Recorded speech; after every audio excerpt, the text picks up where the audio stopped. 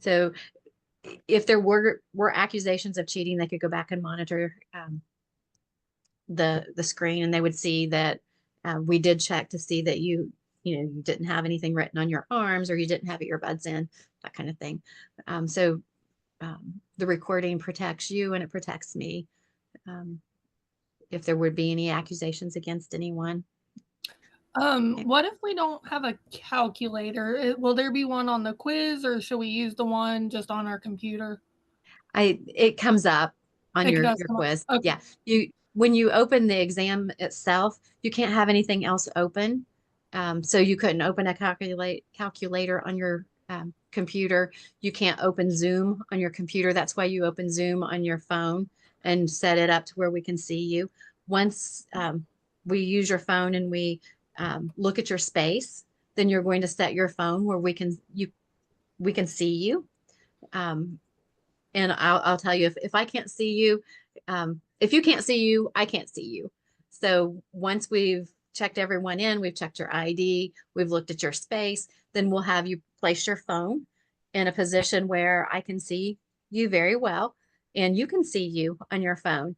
Um, then it will just sit there through the entire exam, and you have to be on the screen through the entire exam. Um, but that should not be any problem. That way, we just assure that there's no way that you're cheating. You're sitting there taking your exam, and we're watching you, and it's being recorded. So all is well. There's a few that have requested to take with a proctor at your campus, and I responded to, I think, one email that was Dr. Brown was copied on it, and the proctor who's agreed to proctor was copied on it. So I'll be reaching out to the dean of that campus. I'm sorry. I said that was me. Thank you. Okay, I will reach out to the dean at that campus and Professor Ellis and just get their approval, and we'll set up a time. Did she say anything about a time for you all to test? I thought I was going to ask you that. Me and another student were talking about that. Is it not during lecture time, or is it separate? I don't know. I'm kind of new to Fortis, and my classes I last didn't know if term. that, like we I'm would sorry. take it. I'm sorry. I didn't know if we would like take it at the time that we were supposed to come in for you to lecture and then for you to just lecture after, or if it would be totally separate. Yeah, Because I didn't want to miss class, obviously. So I yeah. wanted to I've clarify with you. That's what I assumed, but I didn't know. yeah, I've heard different things. I think probably people do it different ways. In order to get your attendance, you are expected to be in class for lecture. So that is a given. Now you could do it a couple hours before class starts, and I can send you the time that we will return um, after after we take as a group, and then what time that we're going to start back and with our lecture material. And then as long as you pop back in at that time, you'll get your full attendance. I do know that um, one of the instructors last term had a class that met on campus and did their exams together on campus, and then they tried to um, be in the classroom together on campus, and I know she struggled with that class. And not to say that it can't be done, but when you have several people in a room with multiple laptops trying to hear the same thing, and they were trying to turn the volume off one, and everybody listened to the sound from one computer, it became a problem. So you got a couple weeks to figure out what you want to do. If you want to take it a couple hours earlier, and then I can give you a time to meet back in with us when we're going to start lecture back. Um, or you can do it there and then stay there for your lecture, because you really wouldn't have time to get home, and you can't be in your car. So you would need to either all of you, I don't know how many it was going to affect, all of you be together. Um, I know you're talking about the proctor. I know like me and Alex normally have to go get a school laptop because exams off and whatnot. Do we have to Mhm. tell you 10 days in advance for that one, or just like say, So hey, I'm at the school? 72 hours. We'll have to have a proctor set up, and you do have to tell me each time. Those of you who are going to do it every week, you have to tell me each time 72 hours before.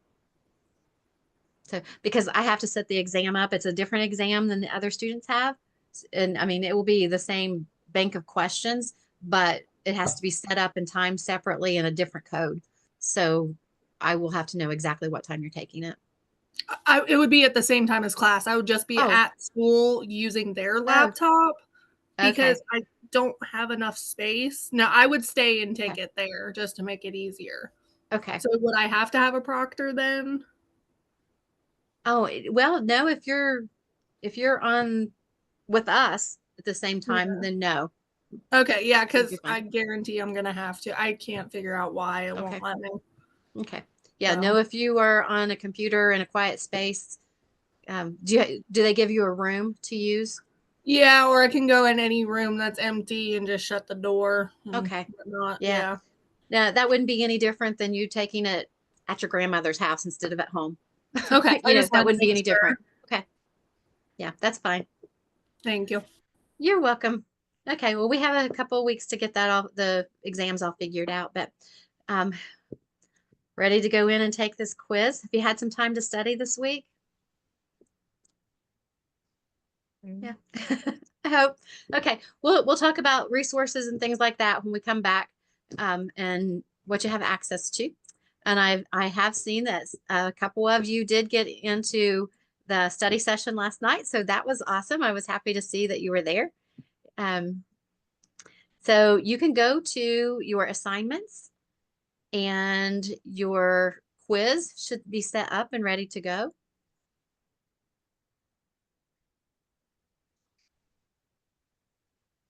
You want us to go ahead?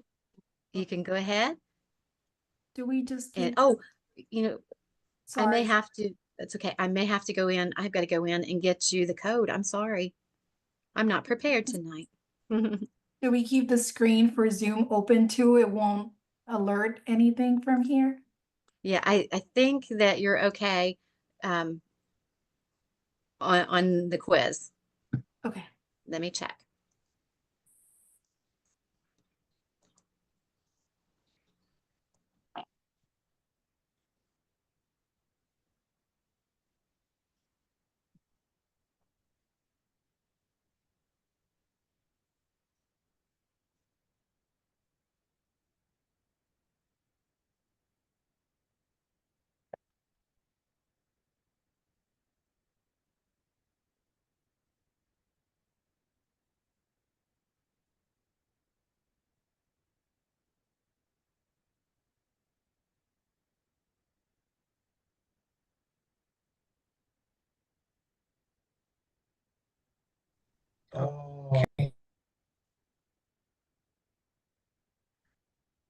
Okay, is it giving you the option of putting in a passcode? Yes. Okay, the passcode is pregnant with a capital P.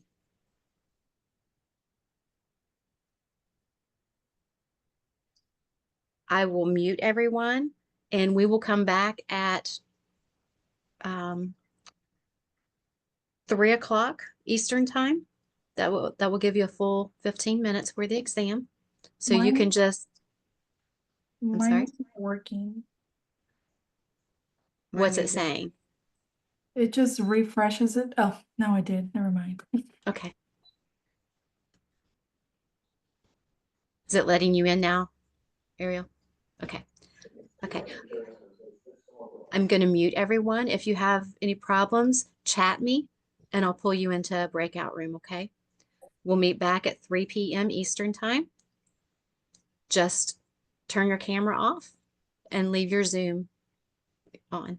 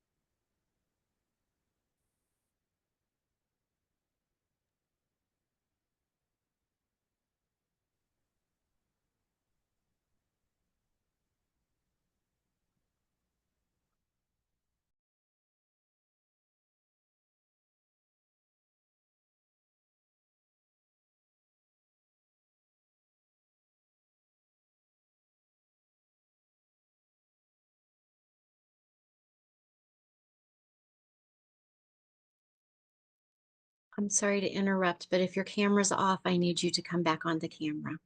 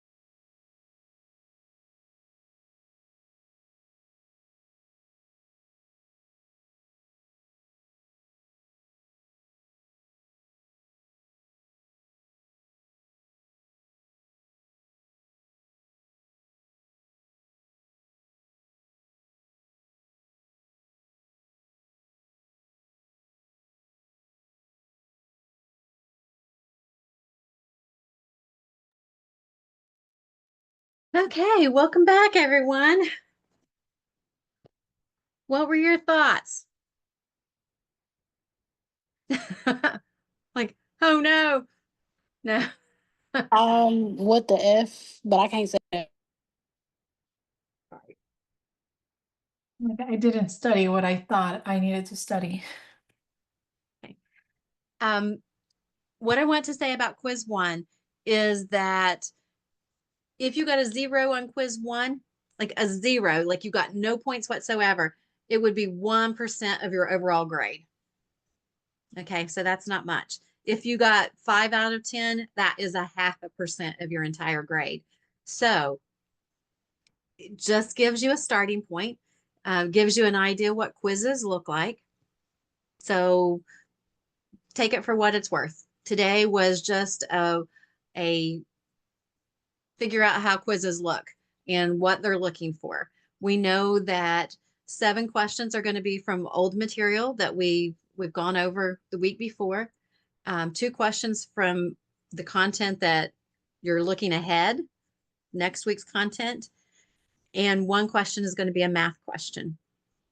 And I know that online classes go very quickly, and you are responsible for looking at a lot of information on your own. There's no way in a couple hours that we can go over everything that's important. We kind of just introduce you to the important stuff. Okay.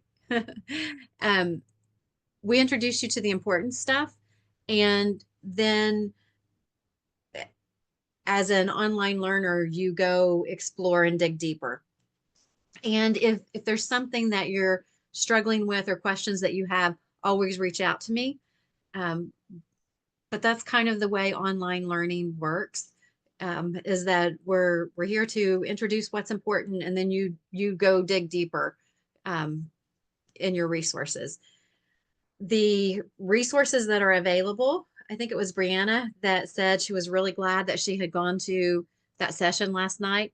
Was there content there that showed up on your quiz? There was just like being able to rationale the questions and why that answer is right is really helpful. Yeah. It helps it stick. I feel like being able to know exactly what the right answer, like know why that's the answer instead of just knowing, okay, this is what I pick. Right.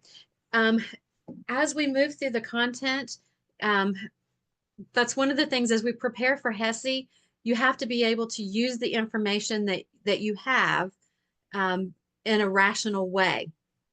But you have to have the information. So in the classroom, in our classroom time together, we're going to essentially spill out all this information and get it to you so you can figure out what the important stuff in the chapters are. Okay. So as you're reading and getting that content in the chapters, the things that we're going to talk about during our class time together, that's the important stuff. That's the things that you're going to focus on as you're reading and studying. Now, all of the additional sessions that you have available to you, that's where people are going to be doing different things based on your learning styles. And someone had asked if I did additional sessions, and the only additional session that I do being part-time is just a session for our exam studies. But the full-time people do a lot of that. Everyone who's full-time does lots of study sessions. So go to those, figure out what works for you. Dr. McBride or Professor McBride does a lot of game playing. So if games are the way that you learn, and as she's playing those games, she talks about rationales. And just like you were saying, Brianna, that it helps you understand and rationalize why the answers are the right answers. Dr. Zeller, I think she does a little more like case studies. So, and that's what you went to, right? Was her case studies last night. So she's viewing things from a little bit different perspective. Like patient walks in the door, this is what you've got. What labs are you expecting? What procedures are you expecting? And then what kind of outcomes are you going to expect to see with this client? So however you learn best or what you enjoy the most, go to those as they take place. I will populate their recordings into those, where I sent that email out reminding you in the announcements that those sessions are taking place. I go back in there and I update that announcement. I'm not going to keep bombarding you with announcements over the same content. Someone in a evaluation with this last class said she had to go to her other peers to get those resources, but she just didn't know that I was going in and updating that resource, because I don't keep sending them out every time that one of those sessions is held. I don't go back in and I go in and I update it, but I don't send it to you again, because you know where it's at, you know where to find those resources. So every time one's held and they send me the recording, I attach that recording there. So as you go in to see when the next one's held, those ones that have already taken place have been updated and the recordings available for you. Now, that being said, it's great to watch those recordings and listen to those recordings, but it's best for you if you attend them live, because if you have questions, that professor, they are there to answer your questions and address your concerns in real time. So you're going to get the most out of it if you attend it live. And there's another perk. If you are struggling for any reason and we're doing a risk assessment form on you, we track the attendance on those, and we're tracking that you were there. You're reaching out, you're doing everything that you can to be successful in the class. So that looks really good for you as well, that you're attending those live sessions. No, we don't track that you go back in and you watch them that are recorded, but we do track if you participate in them live. So a couple different things to think about there. Do you all know where to find those? No? Okay. Let me share my screen, because that's real important. It's in your shell. So let me go find it and then I will share my screen.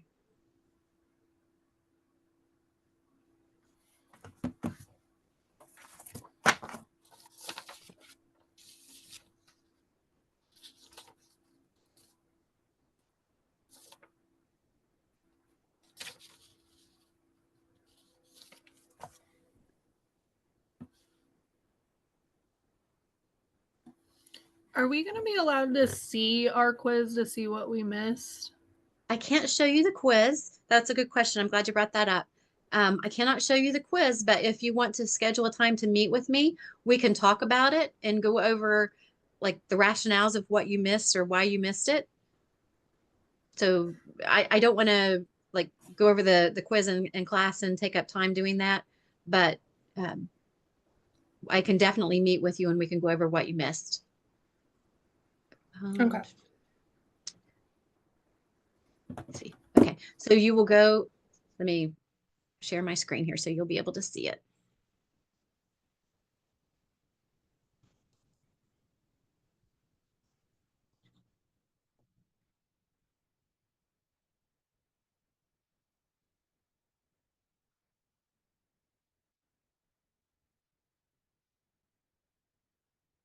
Okay, you're going to go to announcements.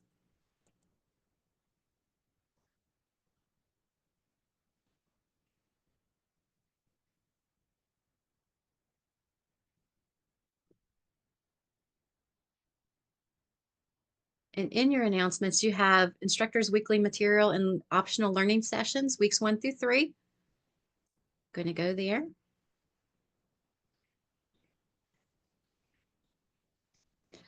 And when this populates, this is where we've been week 1. There's not much going on week 1.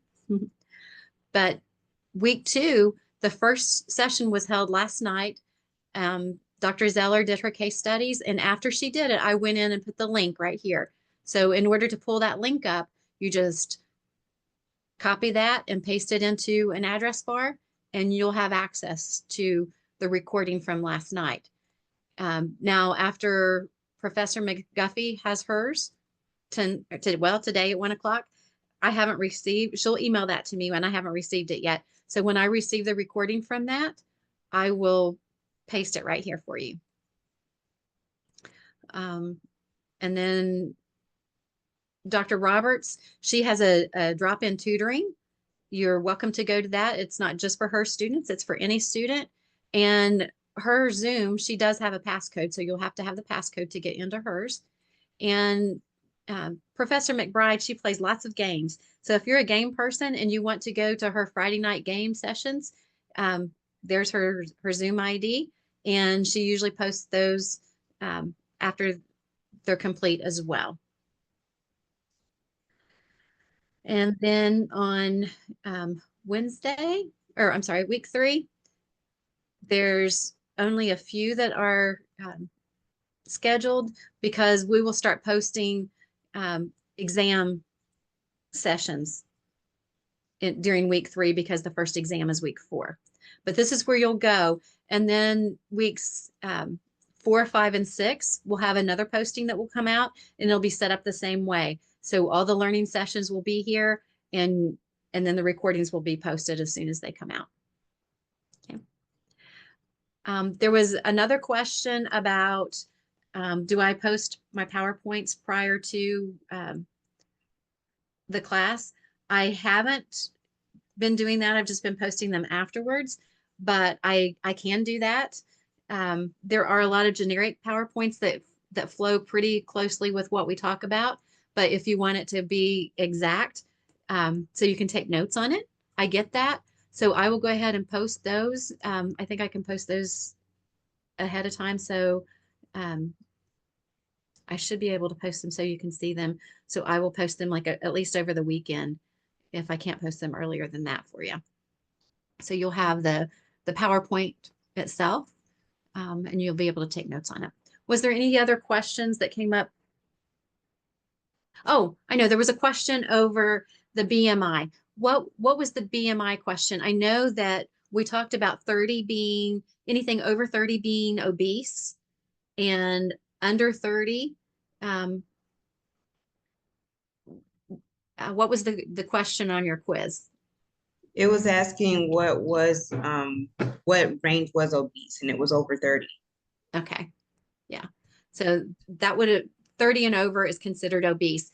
When we were talking in class last week, I pointed out that you're going to look at numbers that are very borderline. So like on your exam, if you have a scenario type question, and you might have a patient who was borderline underweight, and we're going to talk about adolescents today, and how nutrition is a big factor in their health and their pregnancy and the health of their baby.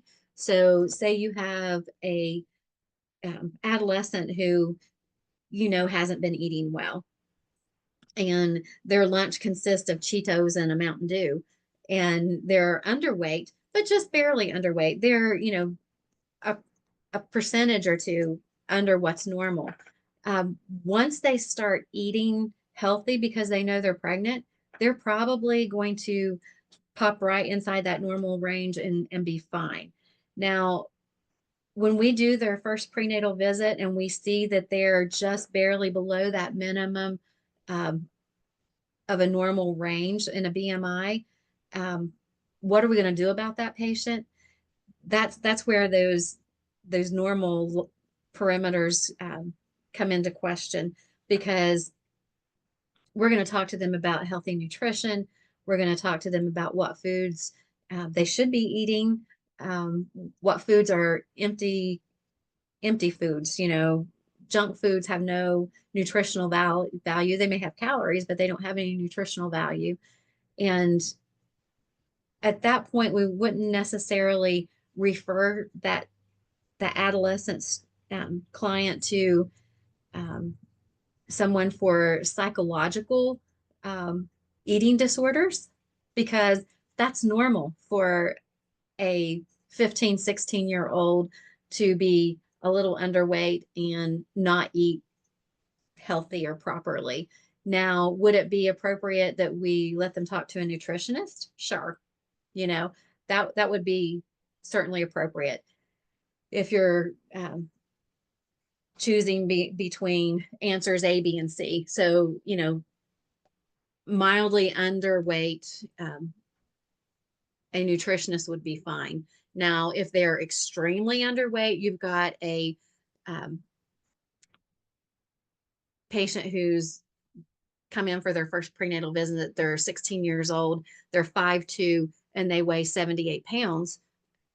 There's something drastically wrong there. You know, that's not nowhere near a normal BMI. So that might be someone that you would refer to someone for psychological testing. Does that make sense? Yeah, probably more than you wanted to talk about. Okay. Let me stop sharing my screen with that, and we'll go to, let's do a little question and answer thing from our orientation last week.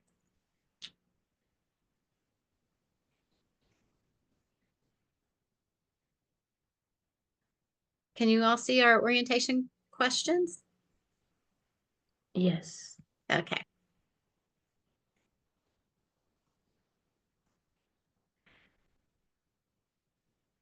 Okay, question 1.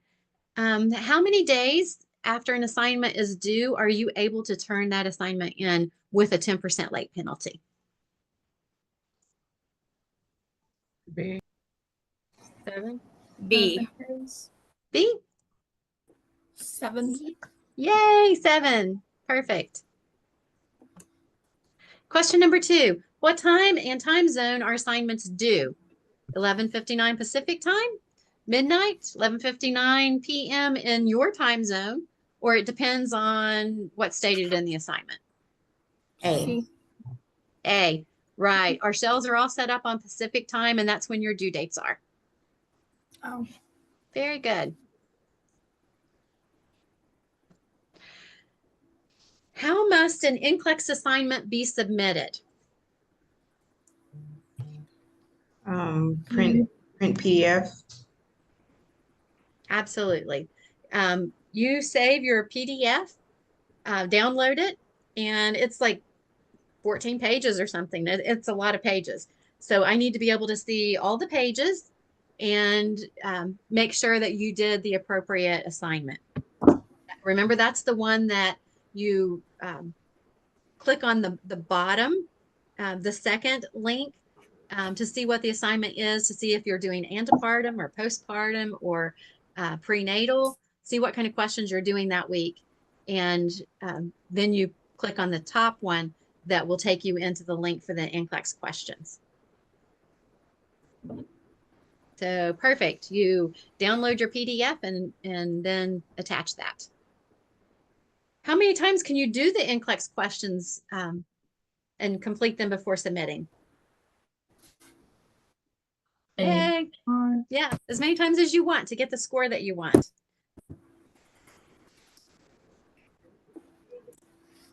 When you complete your 50 NCLEX questions, you can, how can you submit them? A. Hey, good. Kayla's answering all these. They have to be submitted 50 at a time. I had someone who was trying to submit 25 in the last class, but you need to do 50 at a time. If something happens that you do 50 and you score a 41 out of 50, and you think, oh, I want to do this over. I don't want to take that 41. I want to repeat this. Download your PDF, hang on to it, because life gets busy. I understand that. And if something happens, you're not able to complete the 50 at another time, and you want the 41 points, you absolutely want every point that you can get, then you've got it. Because if at some point you go in and you only do 25 questions, 41 is much better than 25, right? So you have to submit them 50 at a time. Okay, question number 6.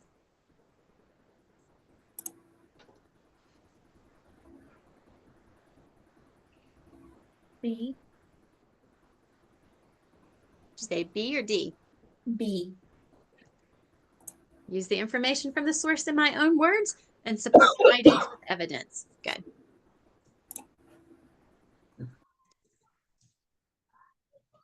Okay, let's go back for a second on that one. With your APA format, we need to have in text a cited in text, in text citation for your discussion boards. Just putting the reference that you use that supports your documentation isn't enough, because it's hard to tell what part of the information in your discussion board comes from that reference. So you would reference it inside your discussion itself, and then put your full cited information in APA format at the bottom. Assignments for this class must be completed whenever you have time to work on them, as long as it's before the due date, the week they are due, at the beginning of the term, or only on Sunday night.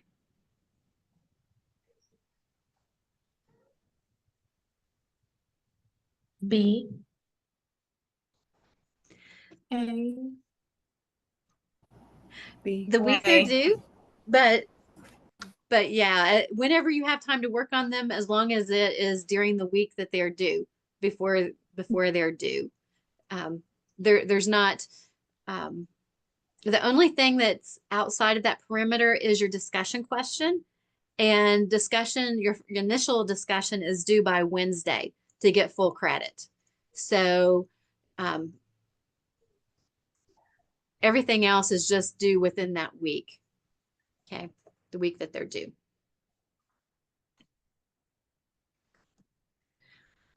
What items are required to be included in CJ-SIM assignment submission?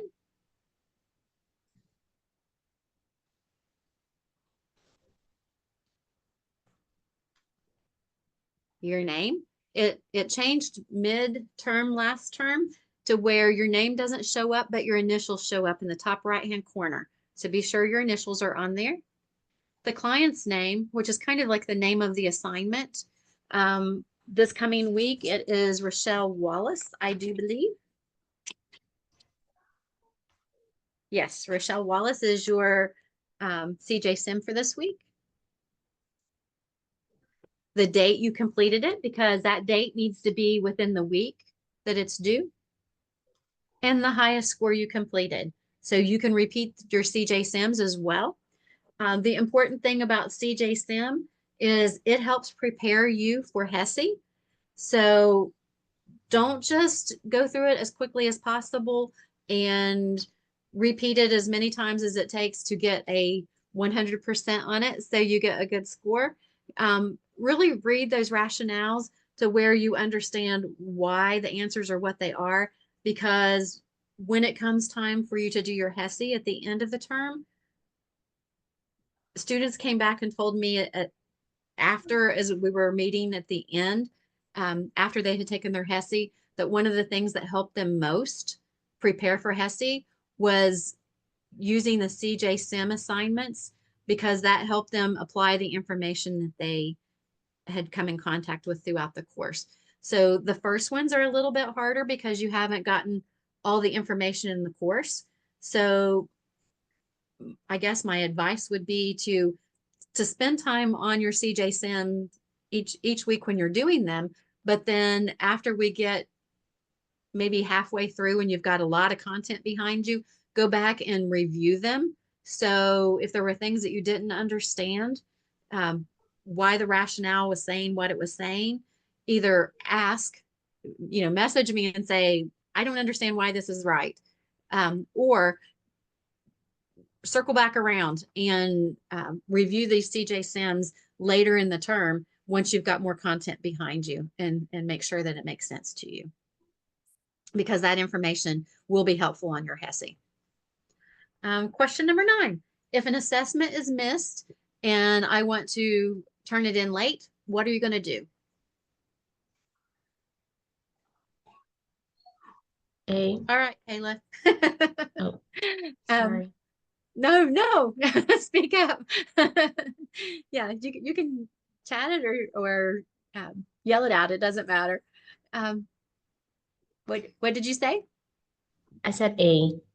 Yeah. A, communicate with your instructor. I have to be aware that you're going to submit it. And again, like we said last week, I don't care why it's late. I don't care that you worked more, that your child was sick, that you fell asleep and you didn't get it submitted by the deadline. It doesn't matter. You can submit it within that 7 days after the due date.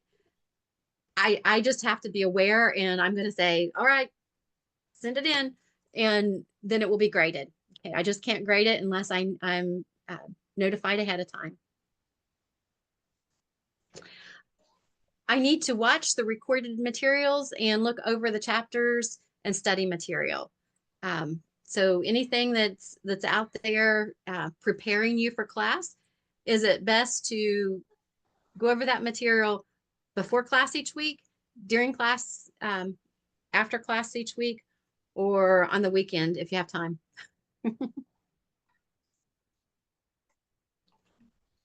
A, before class. Yeah. And I know that your lives are busy with working and families, but as much material as you can get over before we meet on Mondays, you're going to be better prepared as we go through the slides to stop me and ask questions, because you're going to already have a little bit of an understanding. So you'll be prepared to ask questions and participate more in class, and you'll get more out of it. So it's in your best interest to do that. And again, I know it's really, really hard. And as much as you can do, I don't expect you to get through all of it, but especially being a Monday class, it makes it a little bit harder. That's why last week I said, if you can get a jump start on the reading for this week would be really great. Next week, I think, is probably the most reading that you have,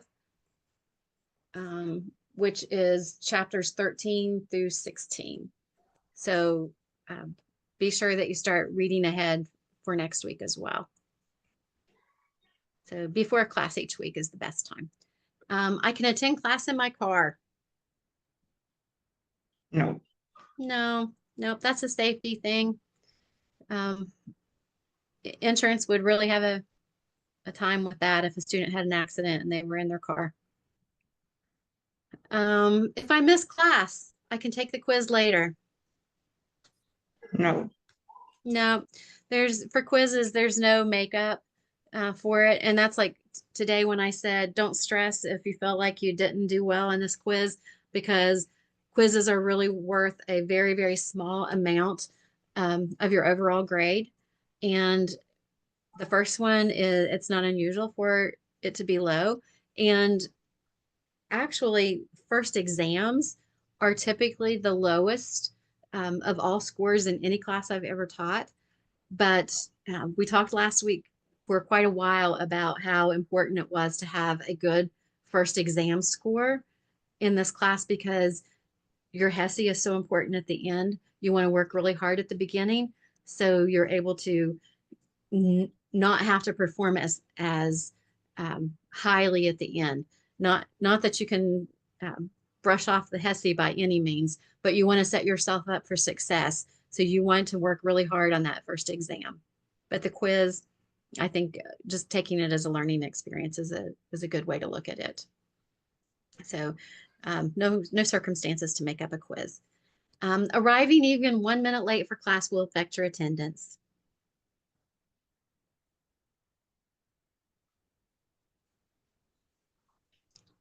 The answer's True. yeah, the answer's true. Yeah. Attendance is tracked via Zoom. So if you arrive at 2:31, then your attendance is docked by 15 minutes. It comes off in 15-minute increments. And again, it's tracked by Zoom time. I'm sure that's on the world clock somewhere. So if you log in, and you do get credit if you log into my waiting room, and if something would happen, I'd be talking with a student and I wouldn't pull you into the classroom until 2:33. Whatever time you log into my Zoom class is the time that you get credit for. So if something should happen and I don't show up and pull you in until a couple minutes after, you'd still get credit because you get credit for the time that you log into the account. So just be sure that you're there early. Make sure you log in time to get your full attendance. And we also look at the end time, or if you have to log out and leave for something. If you run to the restroom, no big deal. But if you have to log out and go pick up your child at school and come back, something like that would affect your attendance. I can work on my coursework in groups and share my answers with my friends.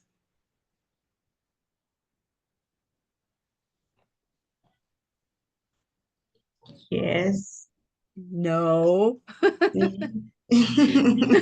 No. If we're doing games or something like that, that's different. You know, if we're doing breakout sessions or something like that, that's fine. You know, if we're playing games, that's good. But, you know, something like your teaching plan, that's an independent learning assignment. You know, any of your assignments, your NCLEX questions, that's an independent assignment. You do those on your own. We don't want to know what you and a group of friends know. We need to know what you know. And that's the way that we look at that. Those assignments are for points for sure, but they also help you prepare for your HESI and for your NCLEX.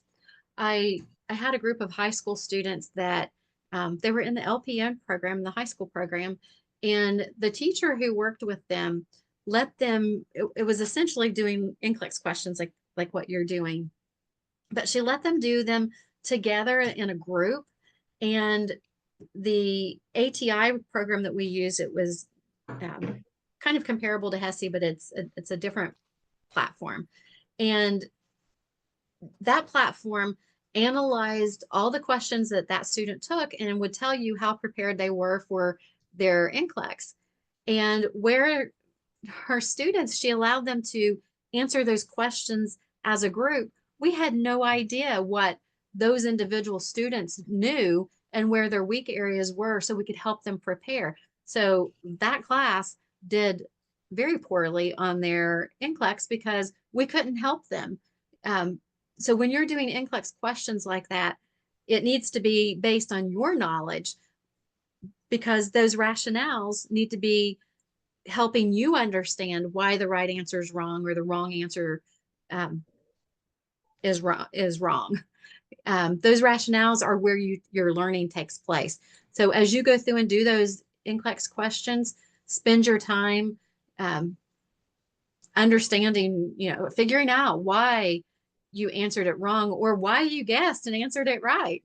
Because just because you guessed and you got the answer right doesn't mean the next time that content comes up that you'll guess right again.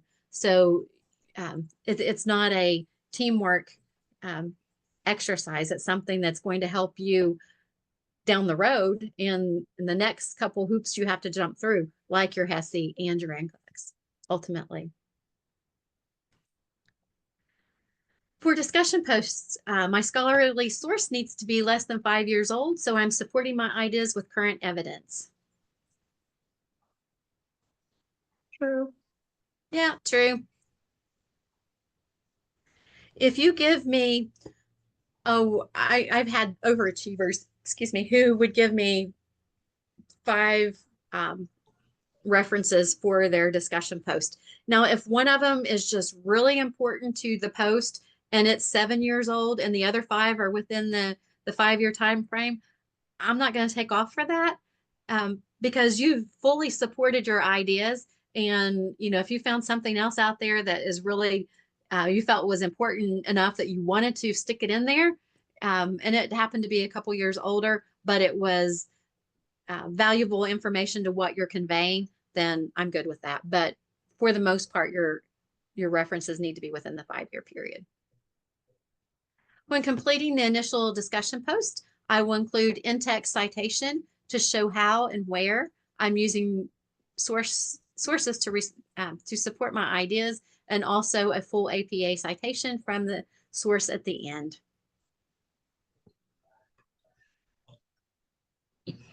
Yeah, answer's A. That's what we talked about earlier. All right. Any questions about any of that?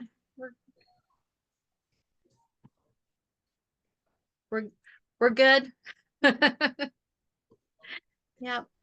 I had a few students who would come up with questions later in the term, and it's like that's a good little review because I think it covers everything important as far as due dates go.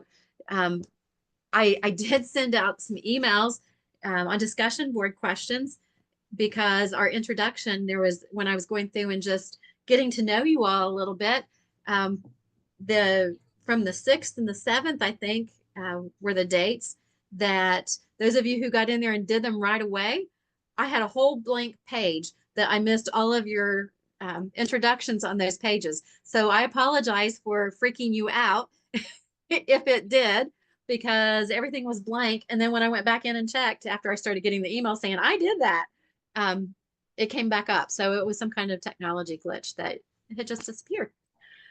Okay, let's jump in and we'll start our content for tonight. We'll go through a little bit, we'll take a break, and then we'll come back in and finish up, okay?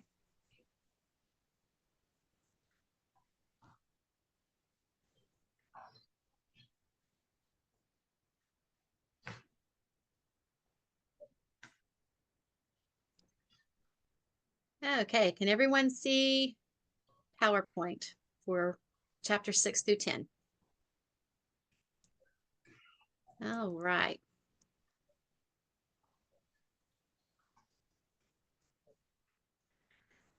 Okay, tonight we're going to kind of talk about a lot of different stuff. We're going from genetics to fetal development, and then we're going to talk a little bit about high-risk pregnancy. So we're kind of all over the place. We're pulling a lot of content in, but you had a lot of content chapters to cover over this weekend and getting ready for Monday class.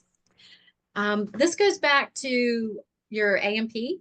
You all take A&P before classes start, before nursing? Yeah. I think so, yes.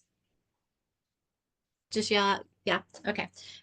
So this goes back to your A&P. Every human being should have 46 chromosomes, 22 pairs, and 1 pair of sex chromosomes.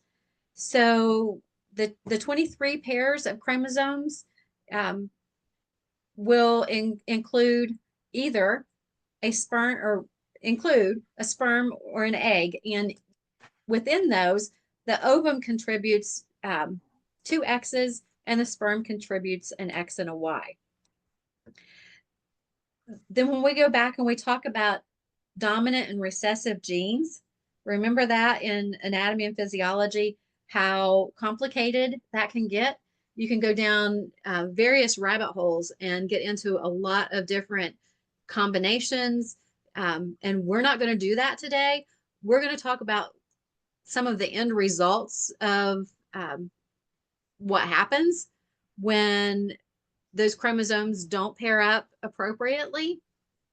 But if you have questions on an exam, it would go back to what is normal. So 46 chromosomes, 22 pairs, and 1 pair of sex chromosomes is normal. Females are XX, males are XY. So it's really going to be the normal that they're going to be asking about. Abnormal numbers of chromosomes lead to, I'm sorry. Do you have a question? Okay. Abnormal numbers of chromosomes linked to things like monosomy, which would be 45 chromosomes instead of 46, and trisomy disorders, which would have 47 chromosomes. Chromosomal anomalies are responsible for a lot of your reproductive losses, like your miscarriages. So, a lot of times we don't know that they're related to this until after the fact. We may have a fetal loss, and then if someone has an autopsy done, they will find out it was a chromosomal anomaly that probably attributed to that loss. Okay, here are some examples of some of the chromosomal anomalies that you're going to see. Common ones are trisomy 21, which is Down syndrome. Trisomy 18 is Edwards syndrome, and trisomy 13 is Pateau syndrome. Some of the things that are important to recognize if you're looking at a baby. One thing that you're going to see frequently in Down syndrome babies, you're going to notice the wide set eyes, and they'll pick up on ultrasound. The bridge of the nose doesn't develop appropriately, so that's one thing that they will pick up on an ultrasound is the bone structure of the nose is often one of their first signs that they will see on ultrasound. When we're looking at a baby after delivery, we may look at their eyes because their eyes are often wide set, and you sometimes notice that that anomaly at the bridge of the nose. But one of the things that we see most frequently is the semi-increase in the baby's hands. Look at your hands, and the two lines that go across probably are separated. Everybody look at their hand. Is that line broken?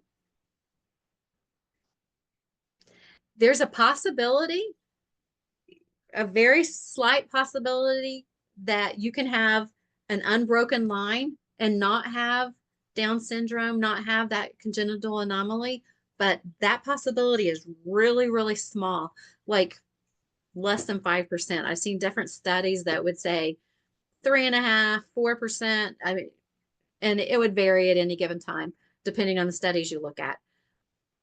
But I would venture a guess that probably everyone in this class has a broken line there. A semi-increase is a line that goes straight across and it's not broken. So when we're bathing that baby for the first time, or even we're just drying that baby off, and we dry their hands and wipe between their fingers and pull their hand back, and we see that line that goes straight across and it's not broken, we're like, dang, we've got a baby that has a high percentage of possibility of having Down syndrome.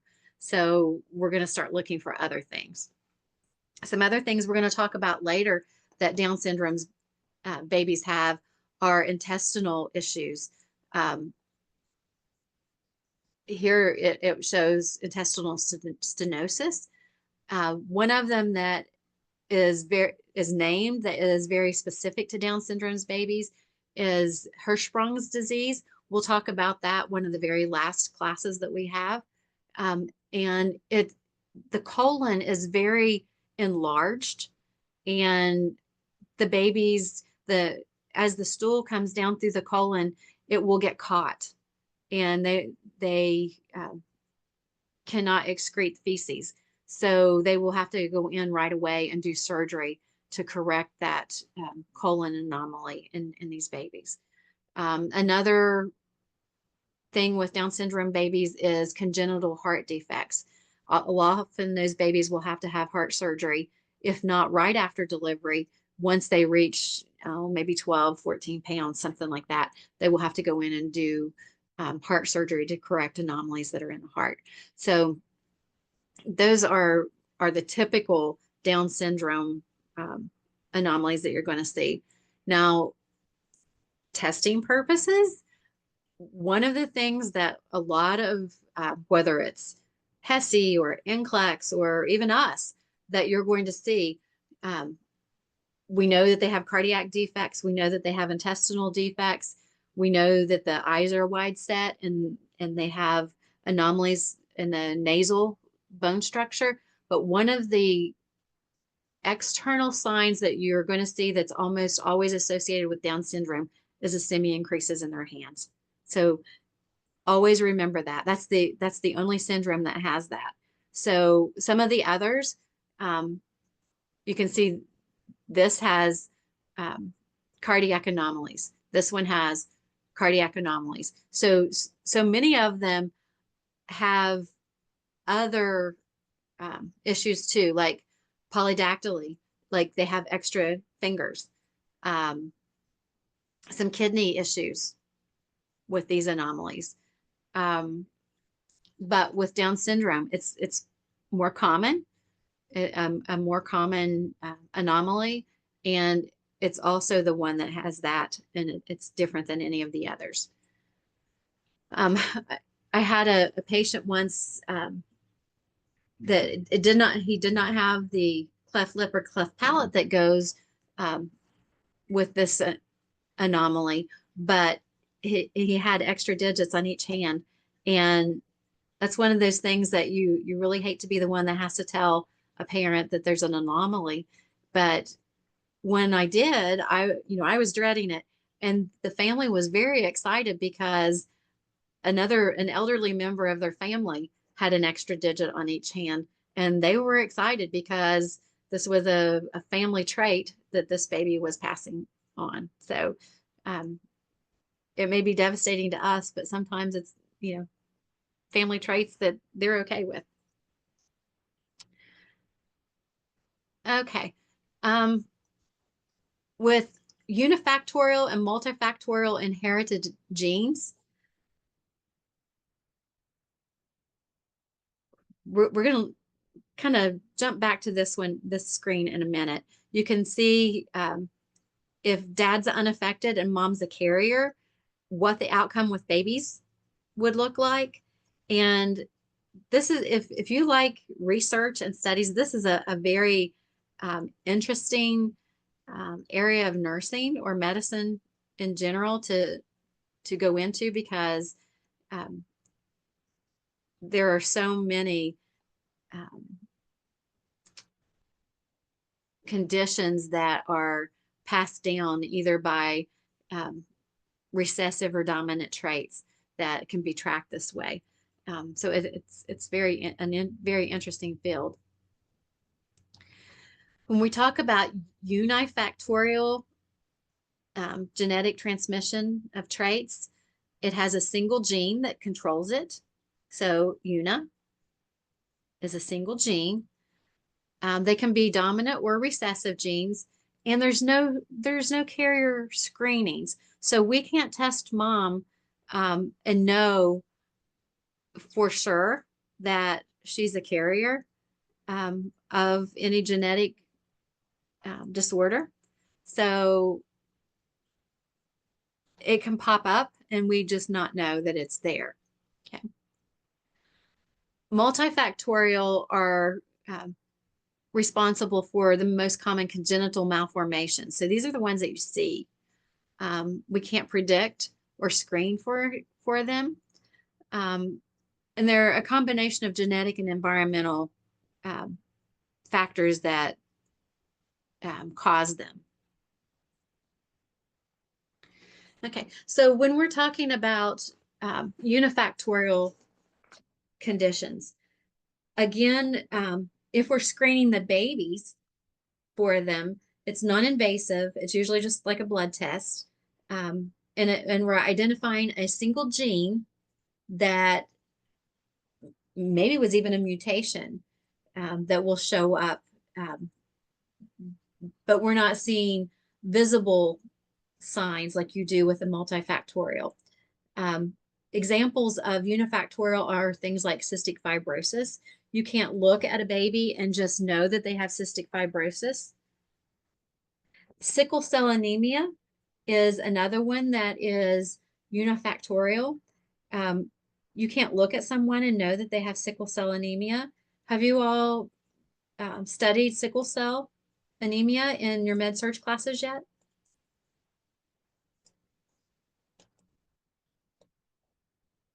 Yeah, no. No. Sickle cell anemia is just like the word says, a sickle is kind of a comma shape, and the blood cells in a client with sickle cell anemia are sickled. They're mouth shaped, malformed, and they get caught together. A patient in sickle cell crisis, their cells are getting caught together. They're not necessarily, we think of them as being sticky sometimes, but it's not so much that as the shape of the cells of them getting caught. The area where the sickling is where the sickle cells are getting caught together and occluding circulation causes hypoxia to tissues, and there's a lot of pain. So it would be almost like if you had frostbite and you were not getting circulation to tissue, and that tissue that was unoxygenated was painful. Same thing with sickle cell crisis. The tissue that's not getting oxygenated is very, very painful. Another condition is similar to sickle cell is thalassemia. Thalassemia is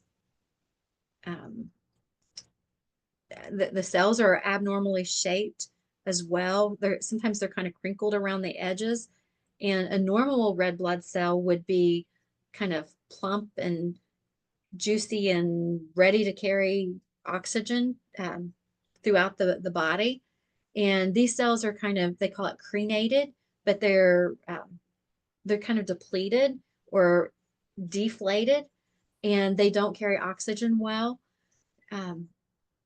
So therefore, a lot of times your body will have itself produce more red blood cells to compensate for the lack of oxygen that's being supplied to the rest of the body. When we think about patients with sickle cell or thalassemia, either one, these patients, if the recessive gene is, if both parents have it, then you can have a very sick infant. Mortality rates can be higher if both parents pass down the gene. I actually have beta thalassemia, which I have 2 children, and my son has it as well. My daughter does not. So, you know, it is tracked through families very easily. We tracked it back to my great grandfather. So if you have a disorder in the family, it is kind of interesting to go back and track it to see how those genes have come down through your history. So that's enough for unifactorial. Multifactorial conditions are the ones, remember, that are more visual. And those are things like cleft lip, cleft palate, congenital heart disease. You think, well, you can't see the heart, but we can see results of it, can't we? If the heart has anomalies, then babies aren't perfusing well. So when they're active, their color is not going to be good. So we're seeing actual results of the anomaly, not maybe the physical anomaly itself. Neural tube defects fall under multifactorial, such as spina bifida and anencephaly. And those we talked about last week a little bit, that folic acid was really important, and it's really important to take it early in pregnancy because the development is so, fetal development happens so early that if we wait until like their first prenatal visit to start them on folic acid, a lot of that fetal development has already taken place that would be, that the folic acid would protect, such as the neural tube defects. Okay. When we look at things like neural tube defects, spina bifida and anencephaly are the most common of those defects. They happen during the first 24 days of pregnancy. So essentially the first 3 weeks to 4 weeks of pregnancy. And when do those of you who have babies, when was your first prenatal visit? I didn't find out with my first until I was 28 weeks. Oh, wow. Yeah. So Way past that, huh? 3 weeks. Yeah. Yeah. So a lot of times the first prenatal visit is around about an 8-week period. So that's even long past this 24 days where the folic acid is very important. So I know I'm kind of beating that in the ground, but if you have friends or you have clients that are talking about a pregnancy, you want to encourage them to take folic acid. Okay, here's what neural tube defects look like. This is a spina bifida occulta, just meaning that there's no bulging out of that membrane. You can see where it's not protected. There's no bony surface here that's protecting it, but it's not bulging out. So this is the one you want to have. Okay, if you have your choice, this is the one you want. Really, they may do some surgery to protect this area, but you're not going to see any visual signs on the outside. You may see a dimpling here. We're going to check babies at birth, and we're going to look for a dimple. Sometimes there's a tuft of hair if there's a dimple there. So we're going to check them very closely. But this is the perfect one. A meningocele, there is this bulging out and the membrane comes out through the bulge, but the spinal cord is not affected. Okay, so these babies at birth, we're going to protect them very carefully. If we know that this is there, they might choose to do a C-section because squeezing the baby out vaginally could cause damage. So if you know that you have a baby with a meningocele, you might choose to have a cesarean and just be prepared and protect that baby as much as possible at delivery. They're going to do surgery and repair this. Most of the time, these individuals live a relatively normal life, okay, because there's no spinal cord involvement. A myelomeningocele, you see where the spinal cord is protruding into that bulge there. Again, this baby, if you know that this is the case, you're probably going to want to do a cesarean. Protect the baby. It's going to need surgery pretty quickly after delivery. These individuals may end up with a shunt to control the cerebrospinal fluid.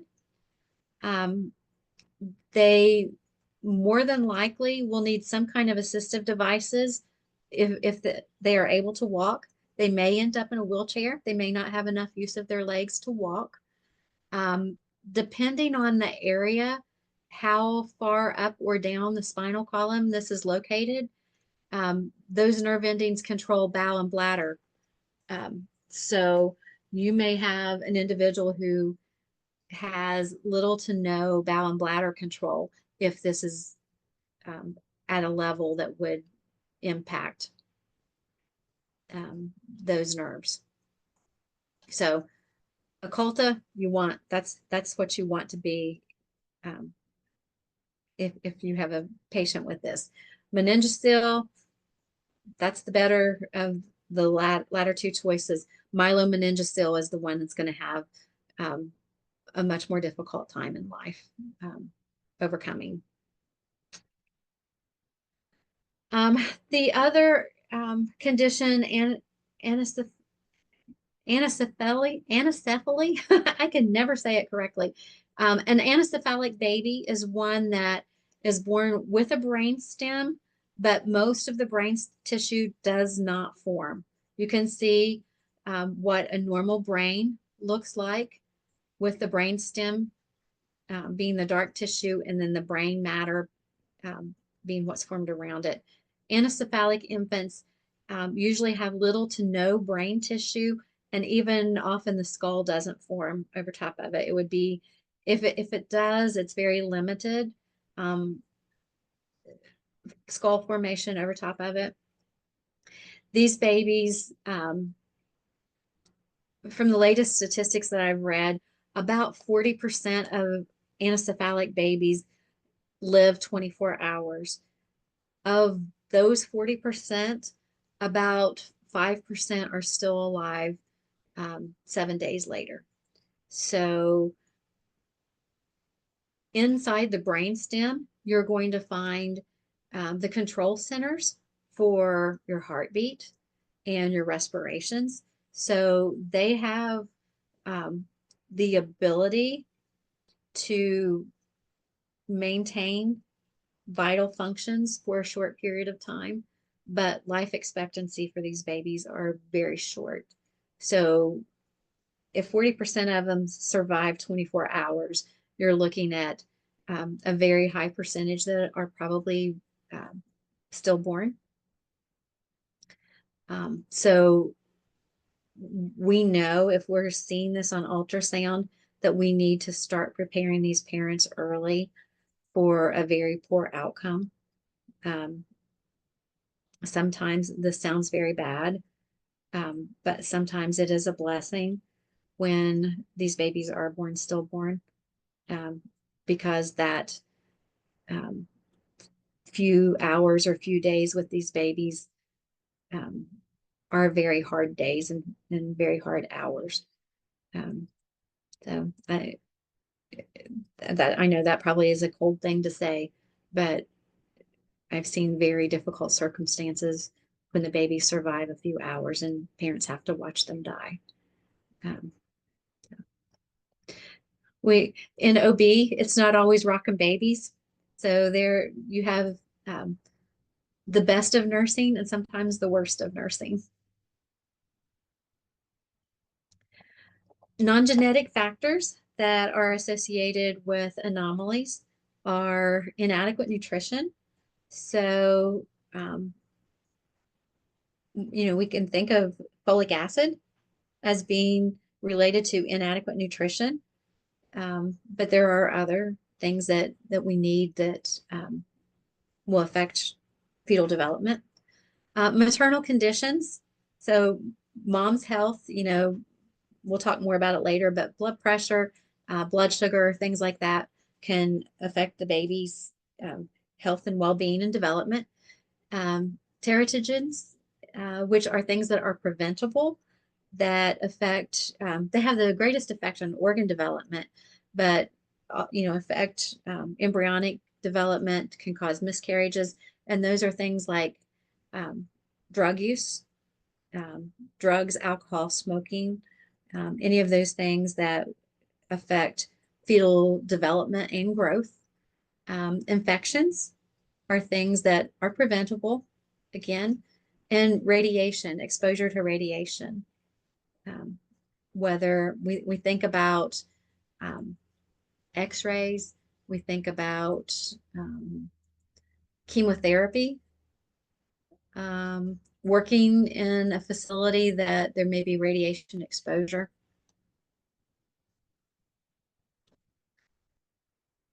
Okay, what time is it? Do you guys need a break? Yeah. Okay, it's 4:05. Let's take a 15-minute break. That will bring us back at 4:20. So just leave your Zoom on and turn off your cameras, and I'll see you back at 4:20 Eastern time.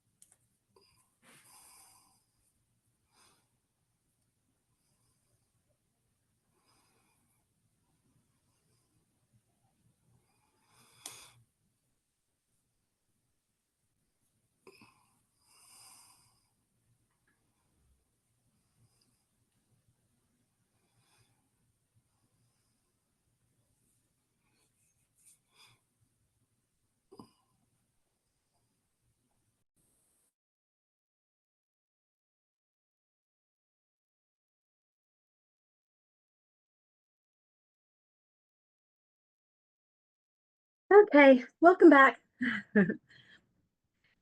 One thing I've always done in-person classes is housekeeping at the beginning of class, and I kind of, when we do quizzes, I get all off track with that.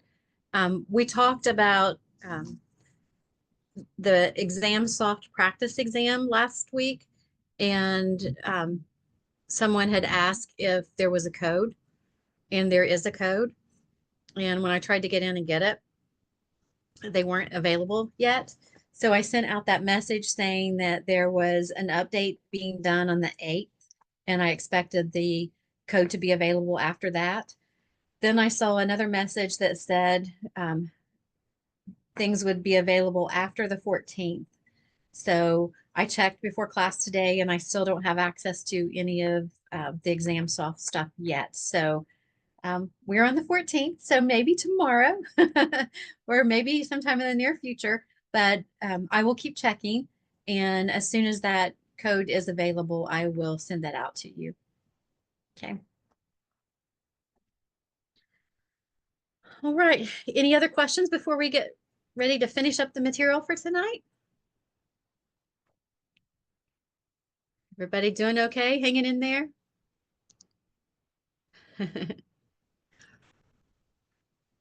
Okay. Can you still see the PowerPoint? Okay. Amniotic fluid and membranes is what we're going to talk about now. So I thought that was probably a pretty good place to stop for us a little break. That, and we are starting to have a thunderstorm, and I ran out and grabbed my cat and snatched him back in the house. We're supposed to have 60-mile-an-hour winds. He'd get blown away. So amniotic fluid and the membranes are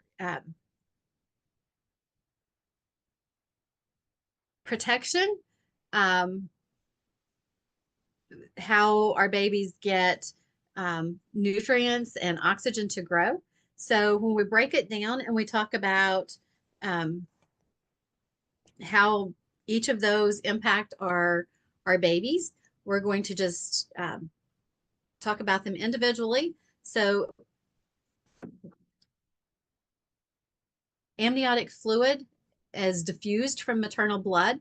So part of the liquid comes from maternal blood, and it's diffused across membrane. So there is never any mixing of blood. Be sure that you remember that. The mother's blood and baby blood should never ever mix. Part of that amniotic fluid is secreted by the respiratory tract and the GI tract of the baby, and urination. So if we're seeing things like low amniotic fluid, we might look to see that the baby has 2 kidneys, that they have a bladder, and that they're able to make urine, because urine, it makes up a large amount of amniotic fluid. So if we're looking at low levels, that's something that we're going to be looking at. The amniotic fluid flows in and out of the lungs, and its role in doing that is to keep the alveoli expanding and helps mature the lungs by that movement through the lungs. It helps to maintain the baby's body temperature. That fluid around it keeps it warm, but it also keeps it cool, because if the baby is internal and our internal body temperature heats up, the fluid flowing towards the outer areas of the body and then circulating around the baby will actually cool it down as well. So it maintains the body temperature both by elevating the temperature and cooling it down as well. It maintains fluid and electrolyte balance. So we talked about fluids already coming from maternal blood, but electrolytes that the baby needs as well, it will glean from mom's blood supply and pull into the amniotic fluid. It cushions the baby during trauma. If there's an accident, mom falls downstairs, she trips over the dog, if she's in a car accident, anything that's going to impact her abdomen, that fluid is a protective barrier for the baby. It allows movement for musculoskeletal development. One of the things that we worry about if we're measuring the fluid around a baby and we know that there's not very much fluid, we're going to look for reasons why, like mom's dehydrated. Are the kidneys there? Are they functioning? We're going to be exploring why there's not so much fluid. But one of the things that we're concerned about is development of the baby, because if the baby can't move and stretch its extremities appropriately, musculoskeletal growth isn't going to take place appropriately. So we're concerned about why is this happening, but also what are the ramifications of what's happening. And it prevents the amniotic sac from sticking to the baby's skin. So if there's not very much fluid, that's another thing that can happen, is that the amniotic sac will get sticky and adhere to the baby's skin. Okay. Some of this is a repeat of what we just talked about. And then there's a few other things that are added into the slide. The chorion and the amnion are the layers of the membrane. So it's a 2-layered membrane. The amniotic sac should be filled with about 1,000 milliliters of fluid by the time that the baby's 37 weeks.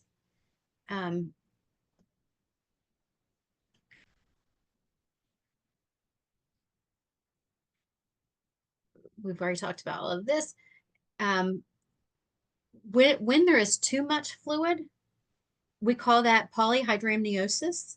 And that's if there's like twice as much fluid. If there's 1,000 milliliters and that's normal, you've got 2,000 milliliters, and we call that polyhydramniosis. Poly, because there's too much.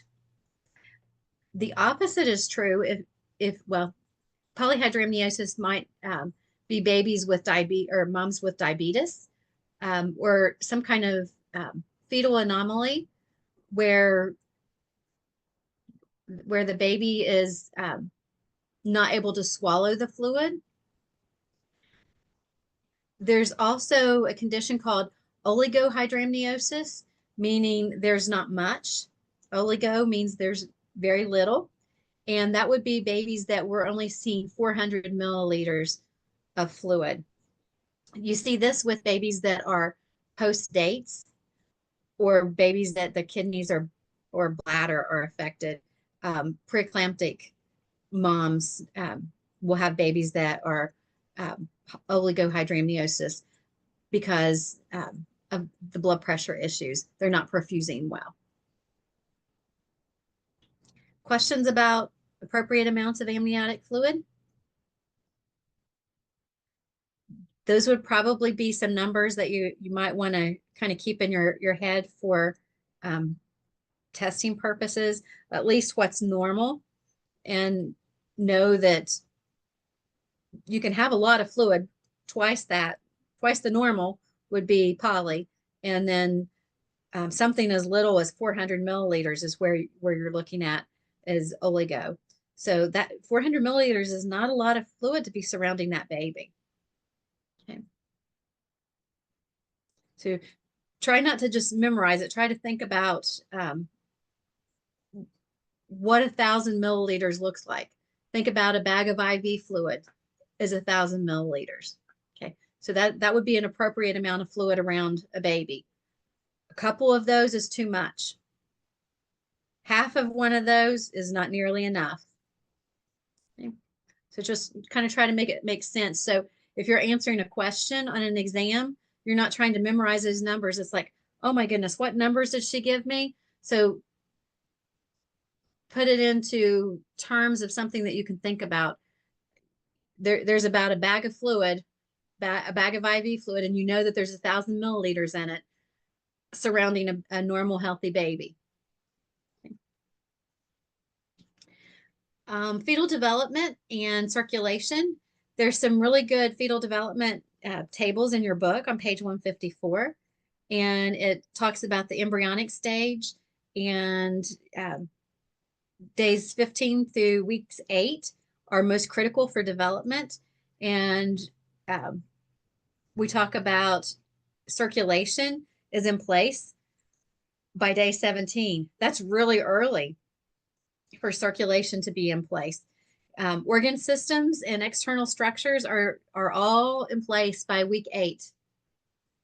So when you think about being 2 months pregnant and all organ systems and all external structures are in place already. So really a lot of people have just found out they're pregnant at that point. And this baby has fingers and toes and eyes and nose and everything's there at that point. The fetal period starts at 9 weeks of gestation. When we talk about fetal circulation, the heart begins beating at the end of week 3. The fetal heart can be detected by a Doppler. Do you know what a Doppler is? Some of you who are in healthcare may use a Doppler to get pedal pulses. What else do you use a Doppler for?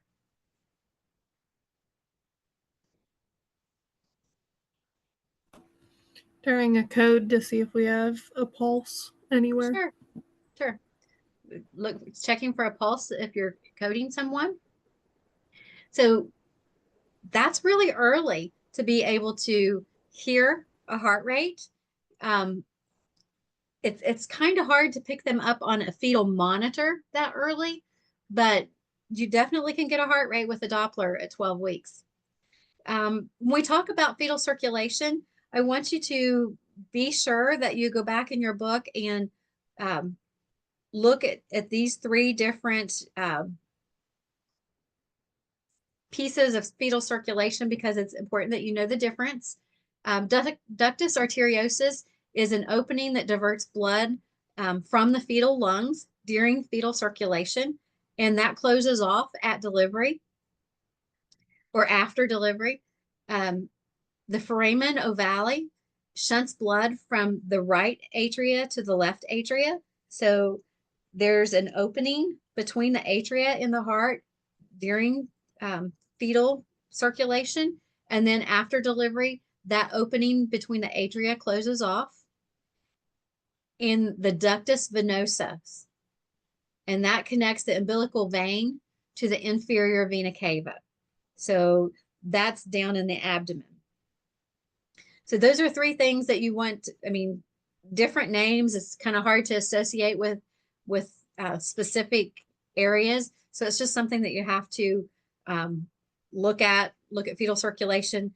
I think the next slide, we have a picture, but there's good pictures in your book. So you know the difference in where that circulation happens. The ductus arteriosus from the lungs, foramen ovale, between the atria and the heart, and the ductus venosus, umbilical vein in the abdomen.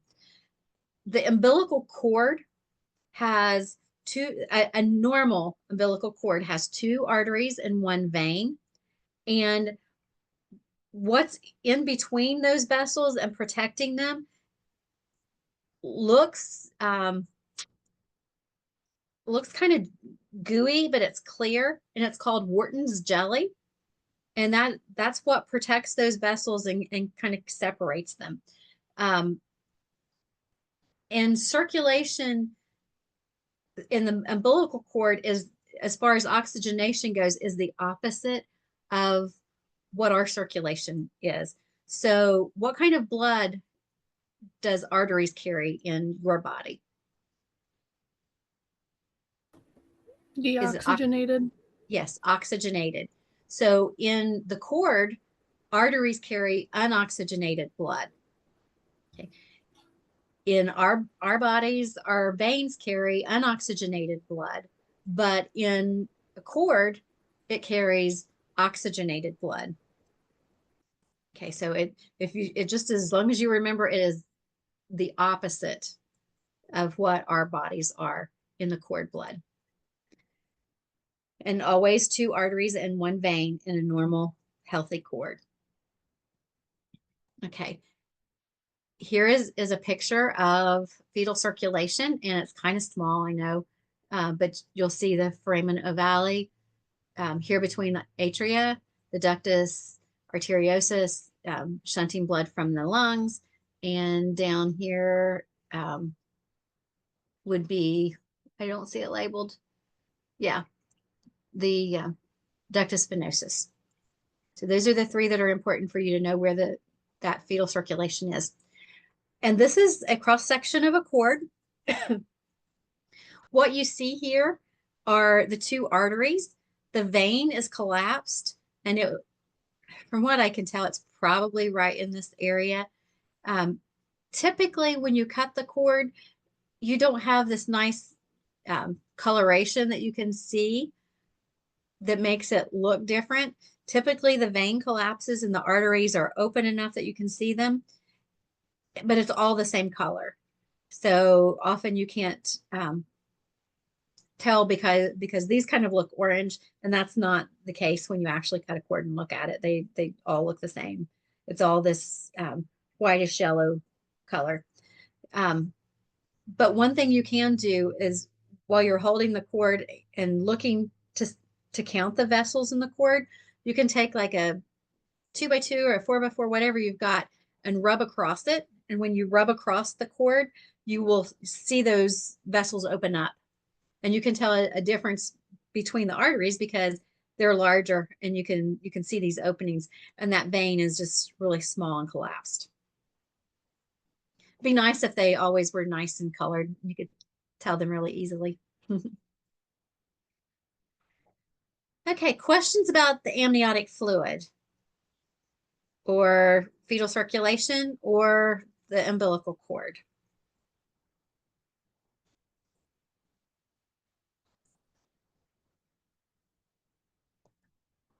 Alex, was it you that said you were expecting a baby?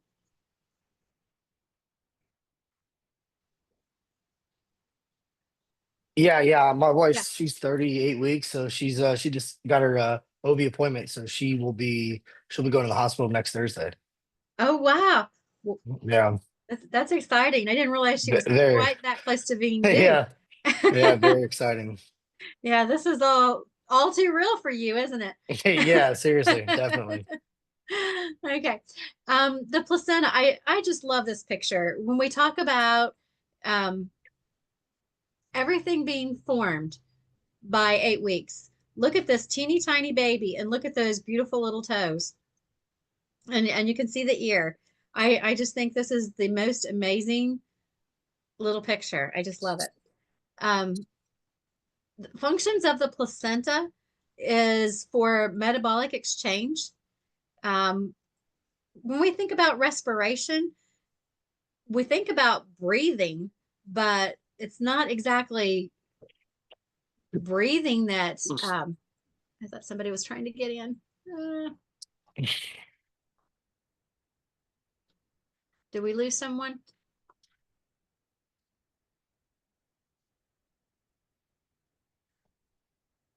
Okay. Babies will have breathing motions.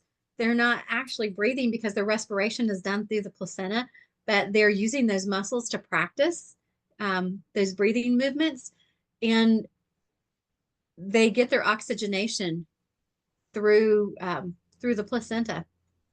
They get their nutrition through the placenta. They excrete their waste products through the cord that goes across that membrane back to the placenta for mom to get rid of. And it stores nutrients that they need, vitamins, minerals, anything that the baby's going to need, the placenta stores that for them. So it is an amazing organ. Placental function depends on maternal blood pressure. So if you have a mom who has high blood pressure and it's forcing blood through the placenta at exceptional pressure, it's not going to perfuse well.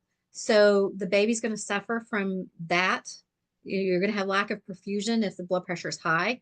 But the opposite is true as well. If mom's blood pressure is low, it's again not pushing nutrients and oxygen and everything to the baby efficiently either. So we want that blood pressure to stay within normal limits to oxygenate the baby and provide nutrition to it appropriately.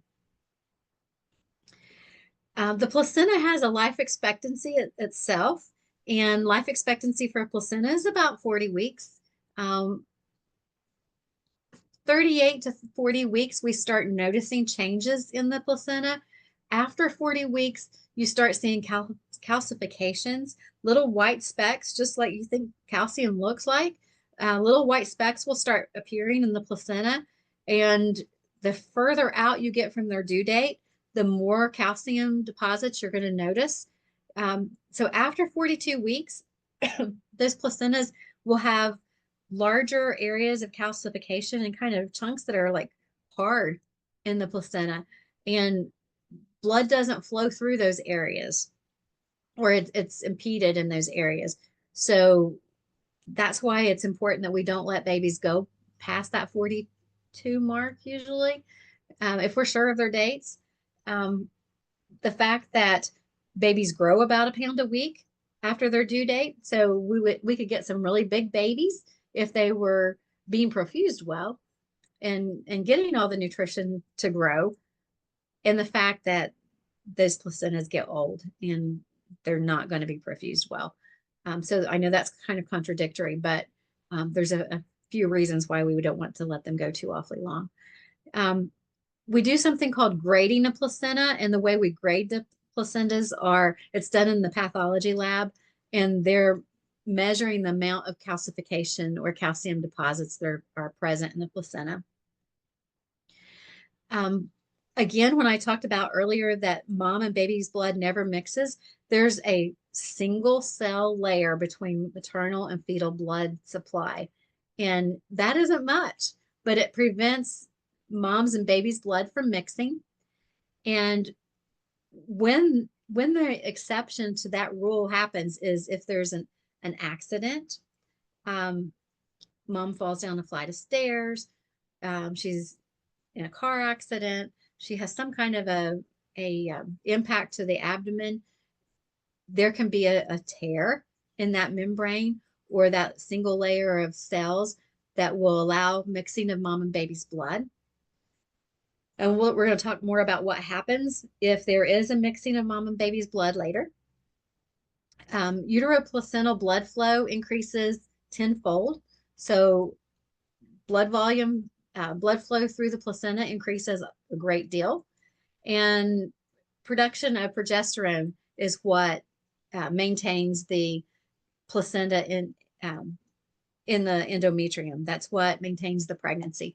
If you have someone who has had maybe a couple miscarriages and they've noticed that they're maybe like their first pregnancy test, if they did a pregnancy test and the progesterone level was low, they may decide to supplement with progesterone because they're thinking that the miscarriage might have been caused from low levels of progesterone that couldn't maintain the pregnancy or wasn't preparing the endometrium appropriately to maintain that pregnancy. Okay, gravida and parity. Gravida is the number of pregnancies, doesn't matter the outcome. Okay, if you remember that, memorize that, then you're going to be okay on all of these tricky questions that you're going to get. So the gravity is the number of pregnancies regardless the outcome. Okay, how many times she's been pregnant. A prima gravida is first time pregnant.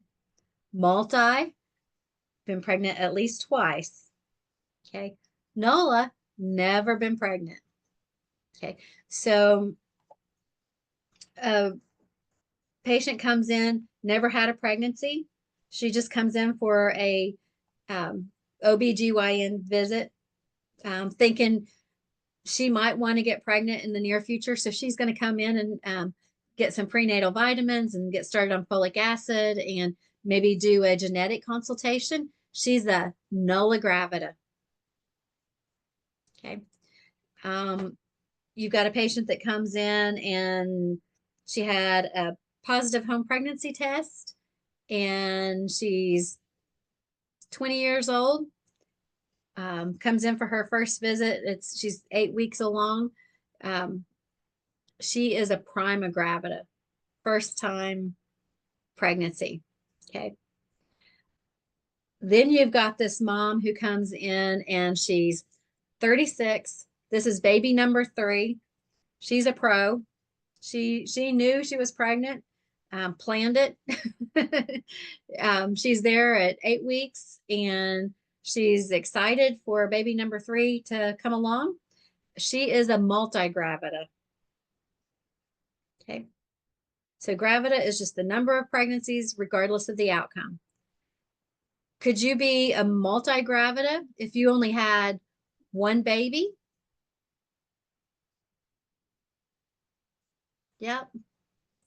You could have had 3 miscarriages and only have one baby, but you've been pregnant multiple times. Okay.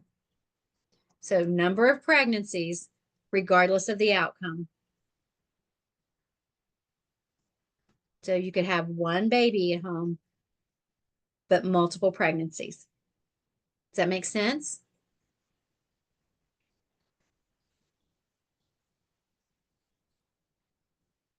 Want to talk about it more? Does that make sense? Makes sense. Okay. Just remember your definition of gravida, regardless of outcome. Okay. I think prima gravida is pretty easy. Nulla gravida is pretty self-explanatory, but multi-gravida can get tricky if you don't think about it. Okay. As long as she's been pregnant more than once, doesn't matter if she carried those babies to term or not. Doesn't matter what happened with them. She's been pregnant at least twice, 2 or more times. Okay, parity. Parity is the number of deliveries in which a fetus has reached 20 weeks gestation. I had a question. Sure.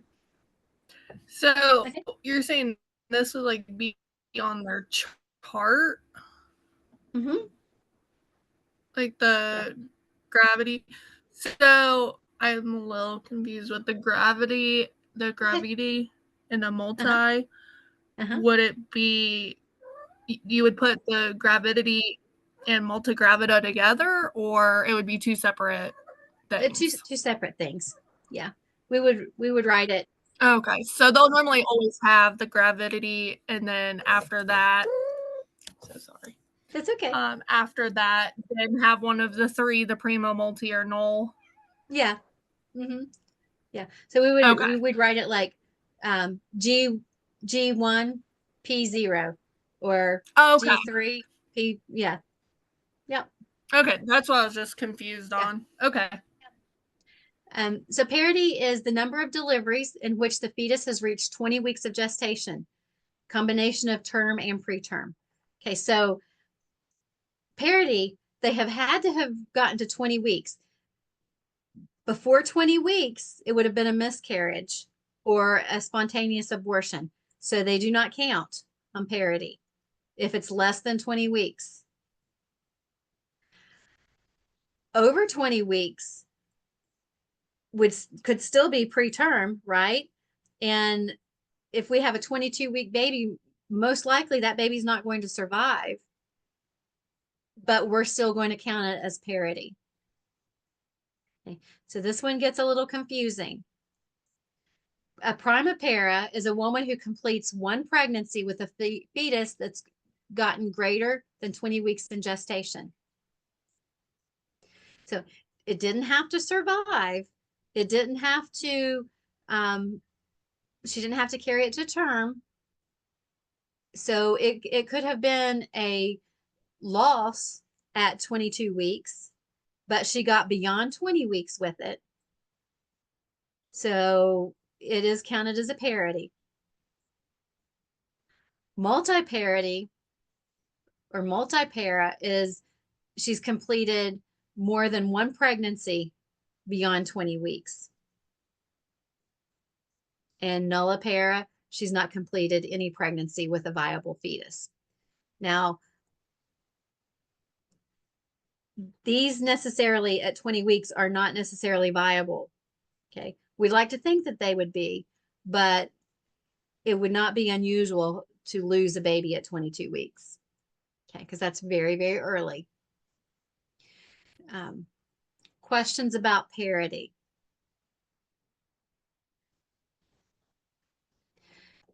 Make yourselves a note to go back and review this because it is tricky. And we'll do, I'll make a note to do some questions about gravida and parity next week. So we can kind of practice how to do them, because you do kind of have to think about it. Okay, there's another, sometimes we write it just GMP, gravida and para. Sometimes we do the GTPAL system, and you really just kind of have to memorize this. And you will have questions on HESI, on your exams, on NCLEX, to where you just have to plug these numbers in. Okay, so the G is total number of pregnancies, regardless of whether it was a single pregnancy or a multiple pregnancy. So the G is just the number of pregnancies. It doesn't matter if it's a single baby or triplets. It still counts as one pregnancy. Okay. So this mom, the mom that we're doing right now, she has had 3 pregnancies, but let me get a paper and write down. She's had 3 pregnancies, but one of them was twins and one of them was triplets. Okay. So she's G3, right? 3 pregnancies.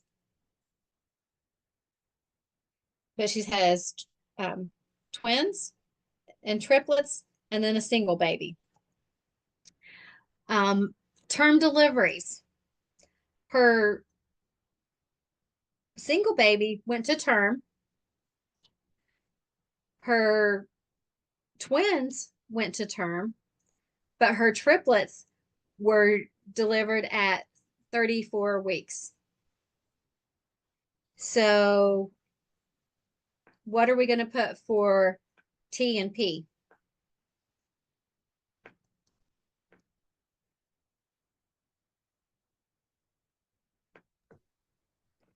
Twins? I'm sorry? Is it 2 and 1? Nope. The single baby went to term. The twins went to term. Right. And then the triplets were born at 34 weeks. 2 and 1. 2 and 1. No. No. You have to count the single baby and then the twins. So how many term deliveries did she have? Oh, got it. So it'll be the gravida would be 2, will be the 3 pregnancy totals. And then, okay, that's where I was confusing those. So it'll be the 3 then. 3 Yeah. and So gravida is 3, term is 3, Right. the single baby and then the 2 twins. And then the preterm deliveries that she had was at 34 weeks. So that's 3, right? Okay. Can I ask a question? I just want to ask a question. Sure. Okay, now I've heard of, and I might be wrong, and help me if I'm wrong, Okay. but I thought I heard another instructor said regardless if it was 2 babies, it's still like 1 term pregnancy, if that makes sense. You're right. You're right. Sorry. It is term deliveries. Yeah. Yep. I got that wrong. So it would be 3. I have to write it down because I get confused. Just like you do. Gravida 3, term deliveries would be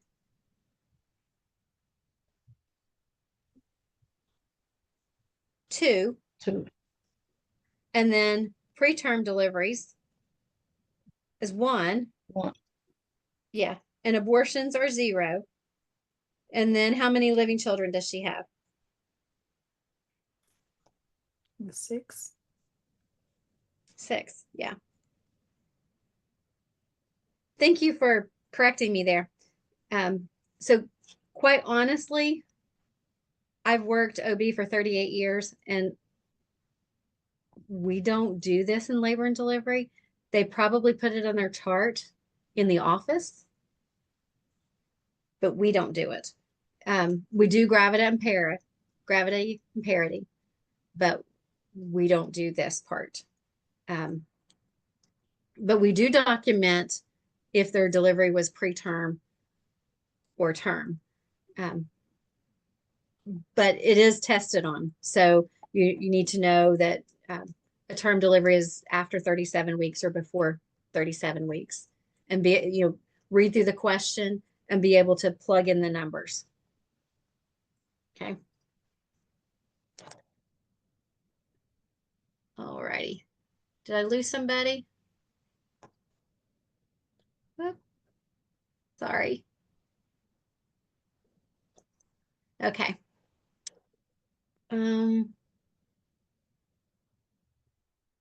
Okay, signs of pregnancy. As we're looking at signs of pregnancy, and they're broken down into 3 different pieces. You have presumptive signs, probable signs, and positive signs.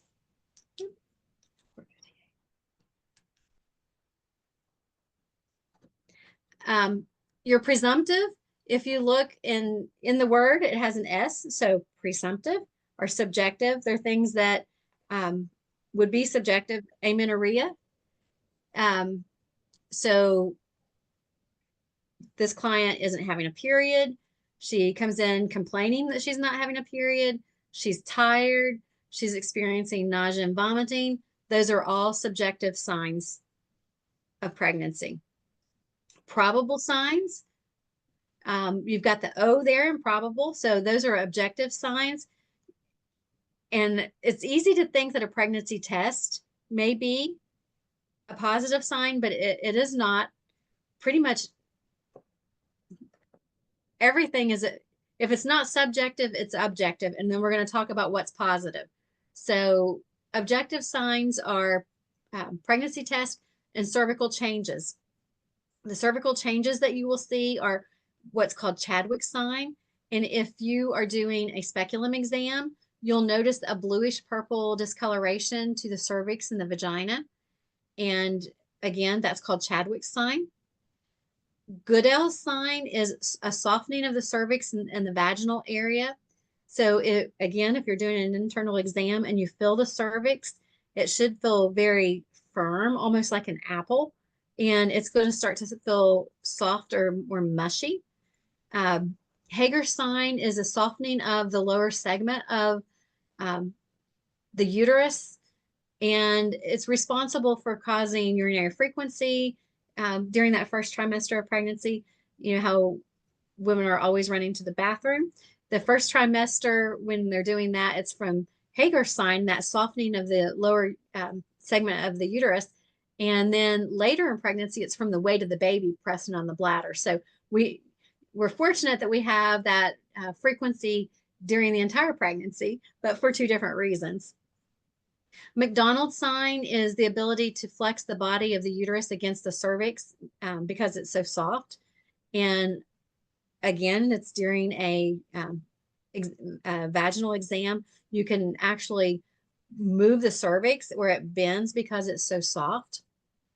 Ballottement is one that in my mind was hard for me to rationalize how that could possibly be an objective sign and not a positive sign. If you could actually do an exam and feel the fetal part move away from you. But when you think about it, ballottement just means that what you're feeling is moving away with touch. So if you have a positive pregnancy test, combined with ballottement, sometimes pregnancy tests are affected by hormonal anomalies. So you could have hormones that were indicative of pregnancy and no baby there, and the ballottement actually be a uterine mass of some sort, a tumor, a fibroid.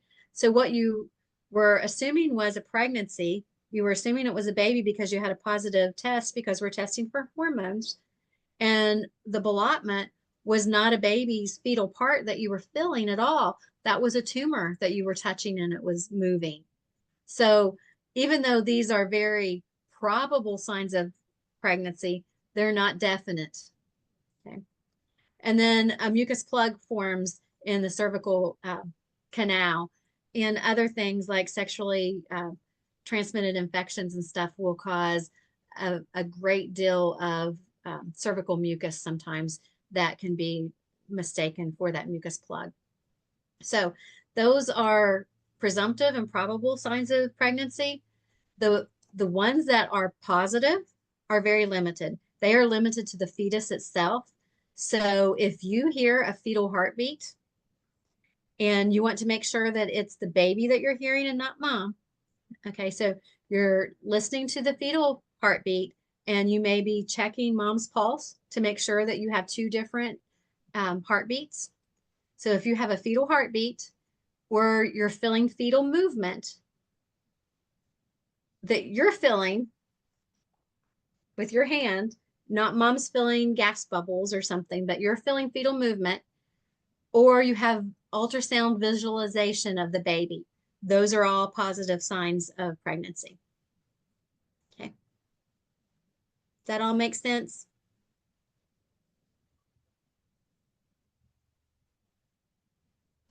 Okay. Cardiovascular changes. We've talked a little bit about cardiac stuff with the baby. There's a lot of cardiac stuff that goes on with mom. Cardiac hypertrophy means the heart enlarges a little bit. There's increased blood volume and cardiac output because about 30 to 50% because of the increased volume of blood. There can be murmurs that are detected during pregnancy that were not there before. Most of the time, those murmurs will dissipate about a week after pregnancy. Once that fluid volume starts to go back to normal, those murmurs that were undetected prior to pregnancy will start to fade away. And mom's heart rate may increase again due to the blood volume. Factors that attribute to the blood pressure issues are age, activity, how active have they been, how active are they currently, any other kind of health problems that maybe family history of health issues. What's their lifestyle like? Alcohol, smoking, drugs, relationships, anxiety and pain. Those definitely affect our blood pressure. If mom is having lots of pain during this pregnancy, her blood pressure may increase. Anxiety, we know that emotional stress will increase our blood pressure. So we're looking at those factors. Positioning and cuff size also affects blood pressure. So if she's sitting with her legs crossed when you take her blood pressure, we know not to do that. But sometimes if we're busy and we just run in and put the cuff on and don't pay attention, we may get a higher reading than normal. And we want to make sure we have the appropriate size cuff on them. Circulation changes during pregnancy. Again, we've got increased blood volume. If a blood pressure is elevated before 20 weeks, we're going to consider that chronic hypertension. If it elevates after that 20-week mark, then it's pregnancy induced. Plasma increases rather than red blood cells increase too, but our plasma increases the most. We have, with pregnancy, we have physiologic anemia. And I don't want to run out of time because I want to make sure we talk about, you can read through this rest of the slide. I want to make sure that we get to,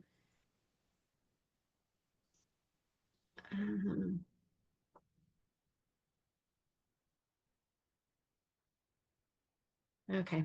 I'm just going to stick it in here because I don't want to run out of time and miss it.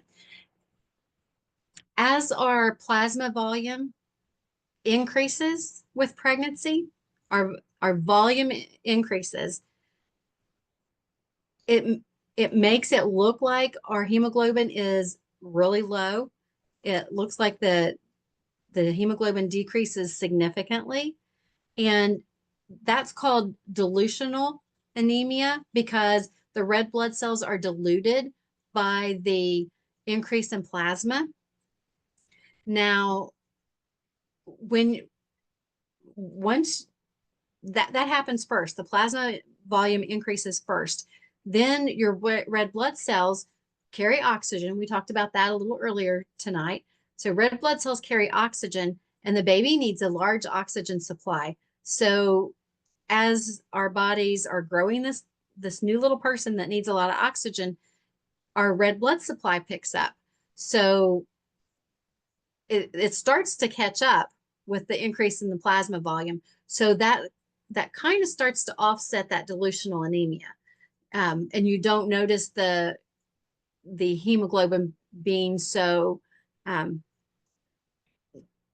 out of relation as much as it was initially. So early on, when the plasma volume goes up, it looks like they're very anemic, and that's called dilutional anemia because the red blood cells are not dropping that significantly. It's just the plasma volume increases and they're diluted. Then the red blood cells pick up because we need to get more oxygen to the baby. And that will convey that the red blood cells will carry the oxygen to the baby better. So we have an increase in plasma, and then we have an increase in red blood cells. Okay. If you have a question that would say, what lab changes would you find in a pregnancy?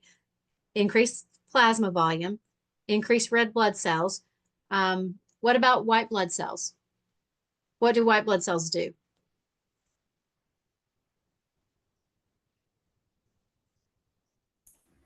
Fight off Do they increase? infection. No. What do they do? They fight off infection. Yeah, they fight off infection. So unless mama's sick, they should just stay normal. Okay. So there's a reason for the red blood cells to go up because it's carrying more oxygen to the baby. But the white blood cells, their job is to fight infection. We hope she's not infected so that they stay the same. Okay. Does all of that make sense? Because I'm pretty sure that exams and HESI will have questions about delusional anemia and what labs go up and down. So no changes with white count because that would indicate infection. So just normal physiological changes would be increase in plasma, okay, and your plasma volume, your blood volume picks up, and your red blood cell count increases to carry more oxygen to the baby. Okay.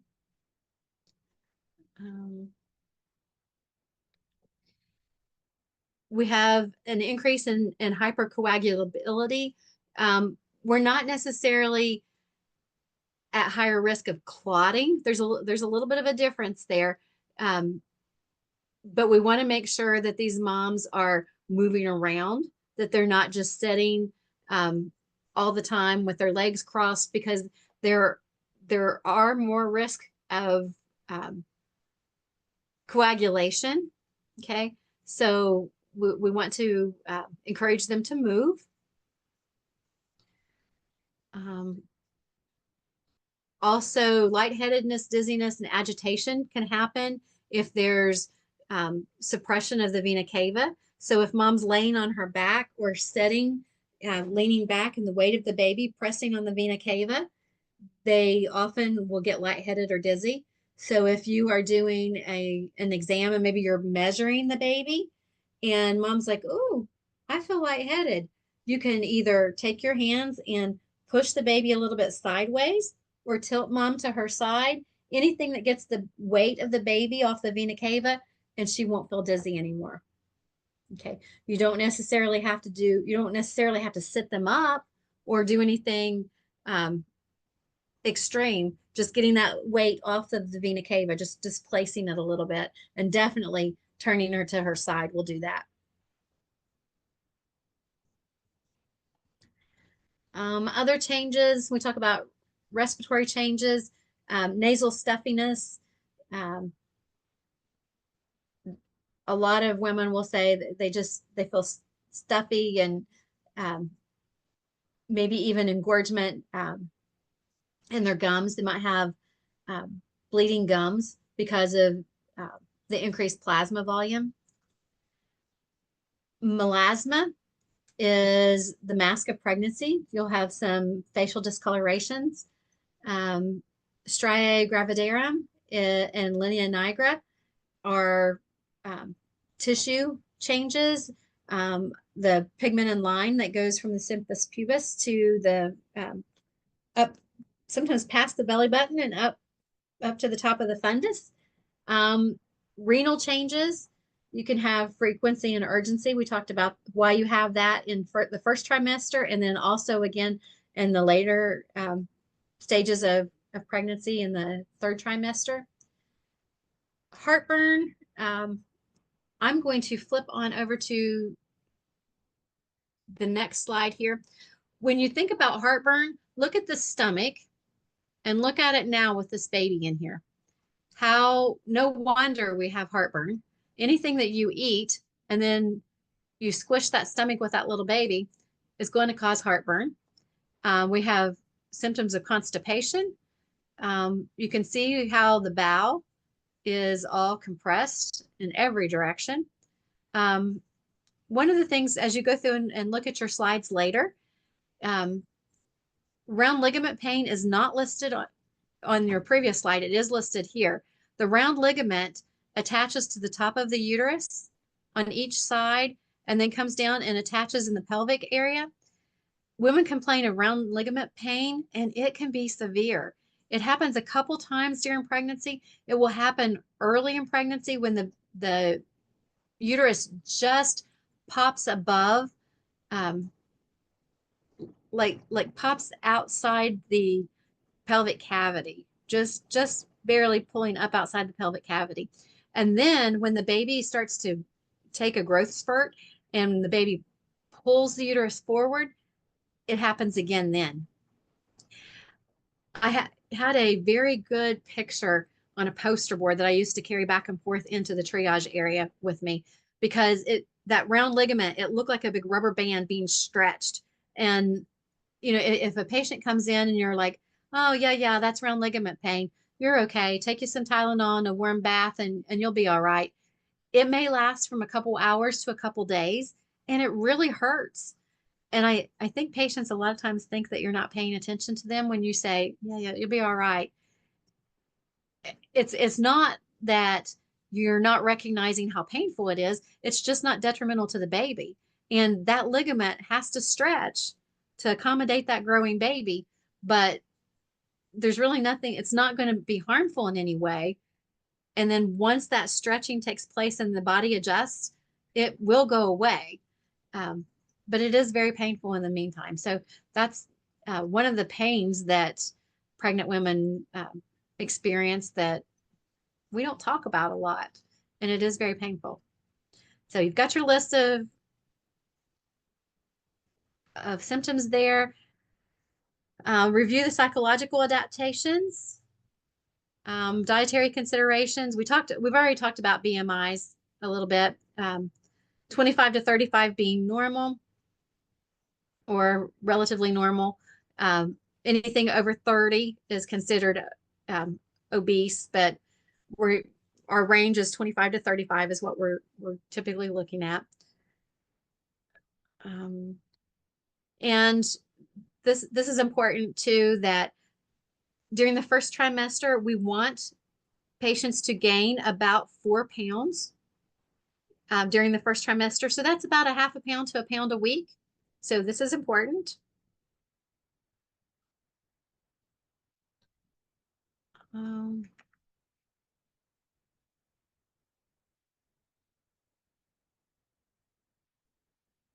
Okay, look at the cycle of abuse, how it builds and builds and builds. You have an abusive incident, then you have all the apologies and the makeup, you have the honeymoon phase, and then the tension starts to build again.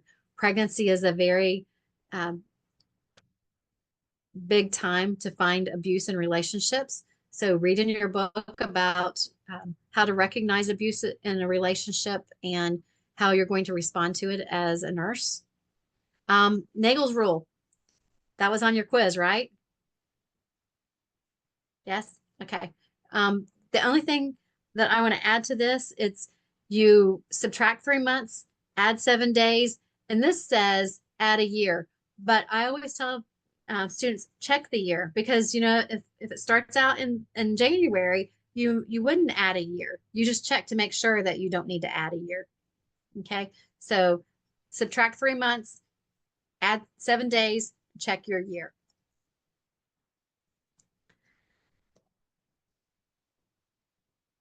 Okay, this is talking about your prenatal visit. And look at this, so you know about how many weeks as you're measuring a uterus with a measuring tape. 12 weeks, 16 weeks, umbilicus, 22 weeks. Okay. These babies are really, really tiny. Even though at 12 weeks, everything's there, all the parts are there, this baby is itty bitty. Okay. Even 16 weeks, all the parts are there and functioning, and all those organ systems are doing so well, but it's still a teeny tiny baby. And that uterus is measuring well below the umbilicus at 16 weeks. So kind of have an idea of where we would be measuring that uterus. Okay. This is just an acronym to help you remember. Amniocentesis. I'm going to let you go, and I will go ahead and finish this recording, and I'll post it. So if you want to listen to the rest of it later, you don't have to stay on now. But I would encourage you to go ahead and jump in on any of the sessions that you can. They do cover hot topics, things that you will see show up on exams, things that you're going to see show up on HESI and your NCLEX. Reach out to me if there's anything I can help you with. If you want to go over your quizzes, just send me a message that says, I'm available on Thursday morning at 9 o'clock Eastern time. I think Eastern time. I'm not sure what you guys run on, but make sure you include that so we don't get our times messed up. And if I will do my very best to accommodate the times that you want. I'm just part-time. I'm just here on Mondays, but I will meet you whatever day that you want, if at all possible. We'll review your quiz. We'll talk about whatever you need to. Happy studying this week.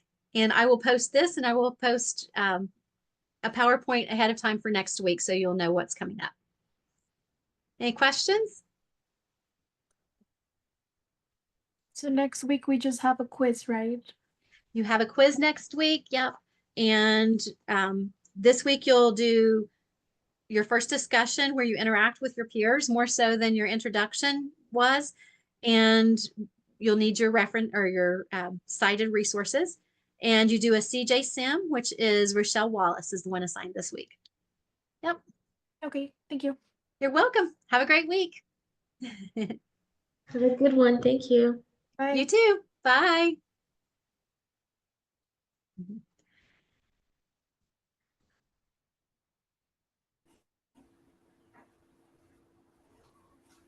Okay, I'm just going to go ahead and finish lecture and record. So anyone who's still on here is fine. Amniotic fluid is around the baby, and there's some tests that we do to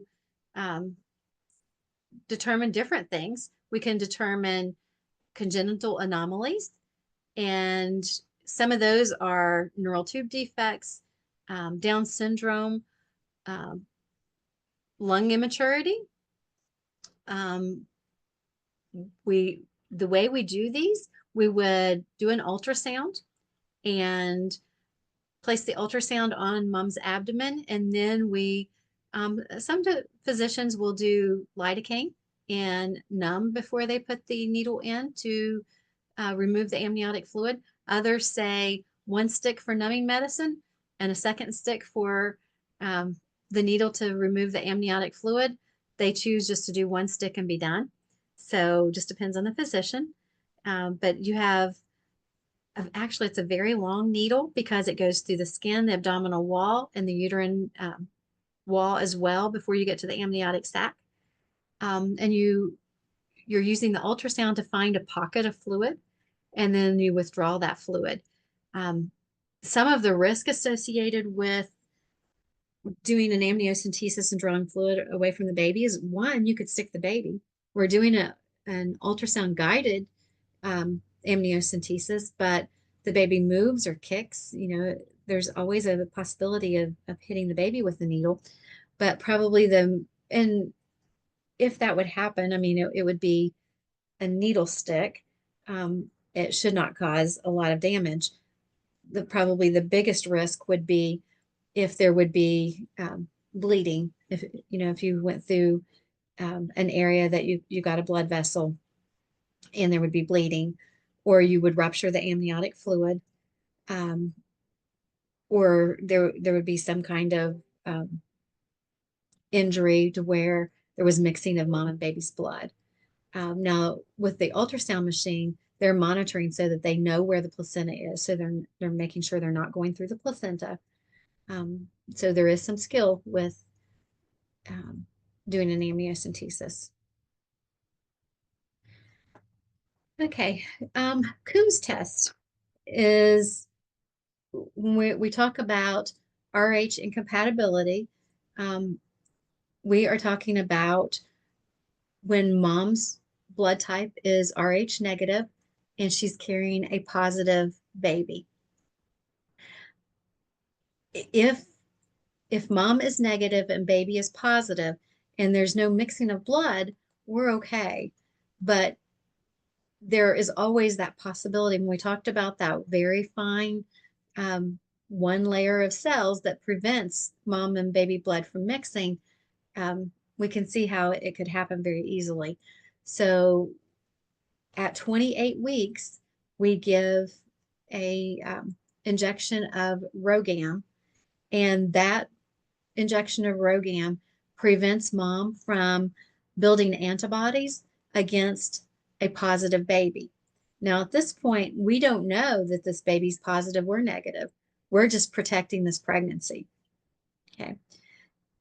And we have no reason to believe that there's any mixing of blood going on, but we're still protecting the pregnancy. We check the baby after delivery, and if the baby is RH negative, then we don't do anything. If the baby is RH positive, we give mom another RhoGAM injection, which will prevent her from developing antibodies in case there was any mixing of blood at delivery, and that protects future pregnancies. So the one that's given at 28 weeks protects her current pregnancy. The one that we give after delivery, if she carried a positive baby, protects future pregnancies.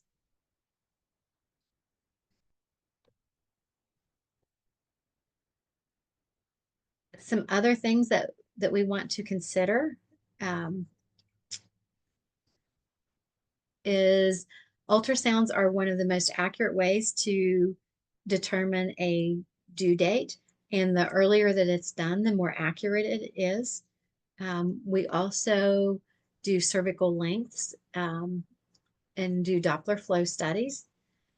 We're watching for intrauterine growth restriction and fluid levels. We talked about oligohydramniosis and multiple gestations. We can do a crown rump length if they're less than 14 weeks. That helps us determine a due date. And if they're over 14 weeks, we use what we call a biparietal diameter of their head and a cervical or that's the head circumference, and then a femur length.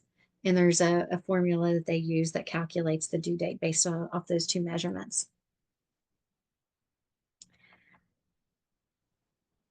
At 20 weeks, they often do a systems review, an ultrasound with systems reviews.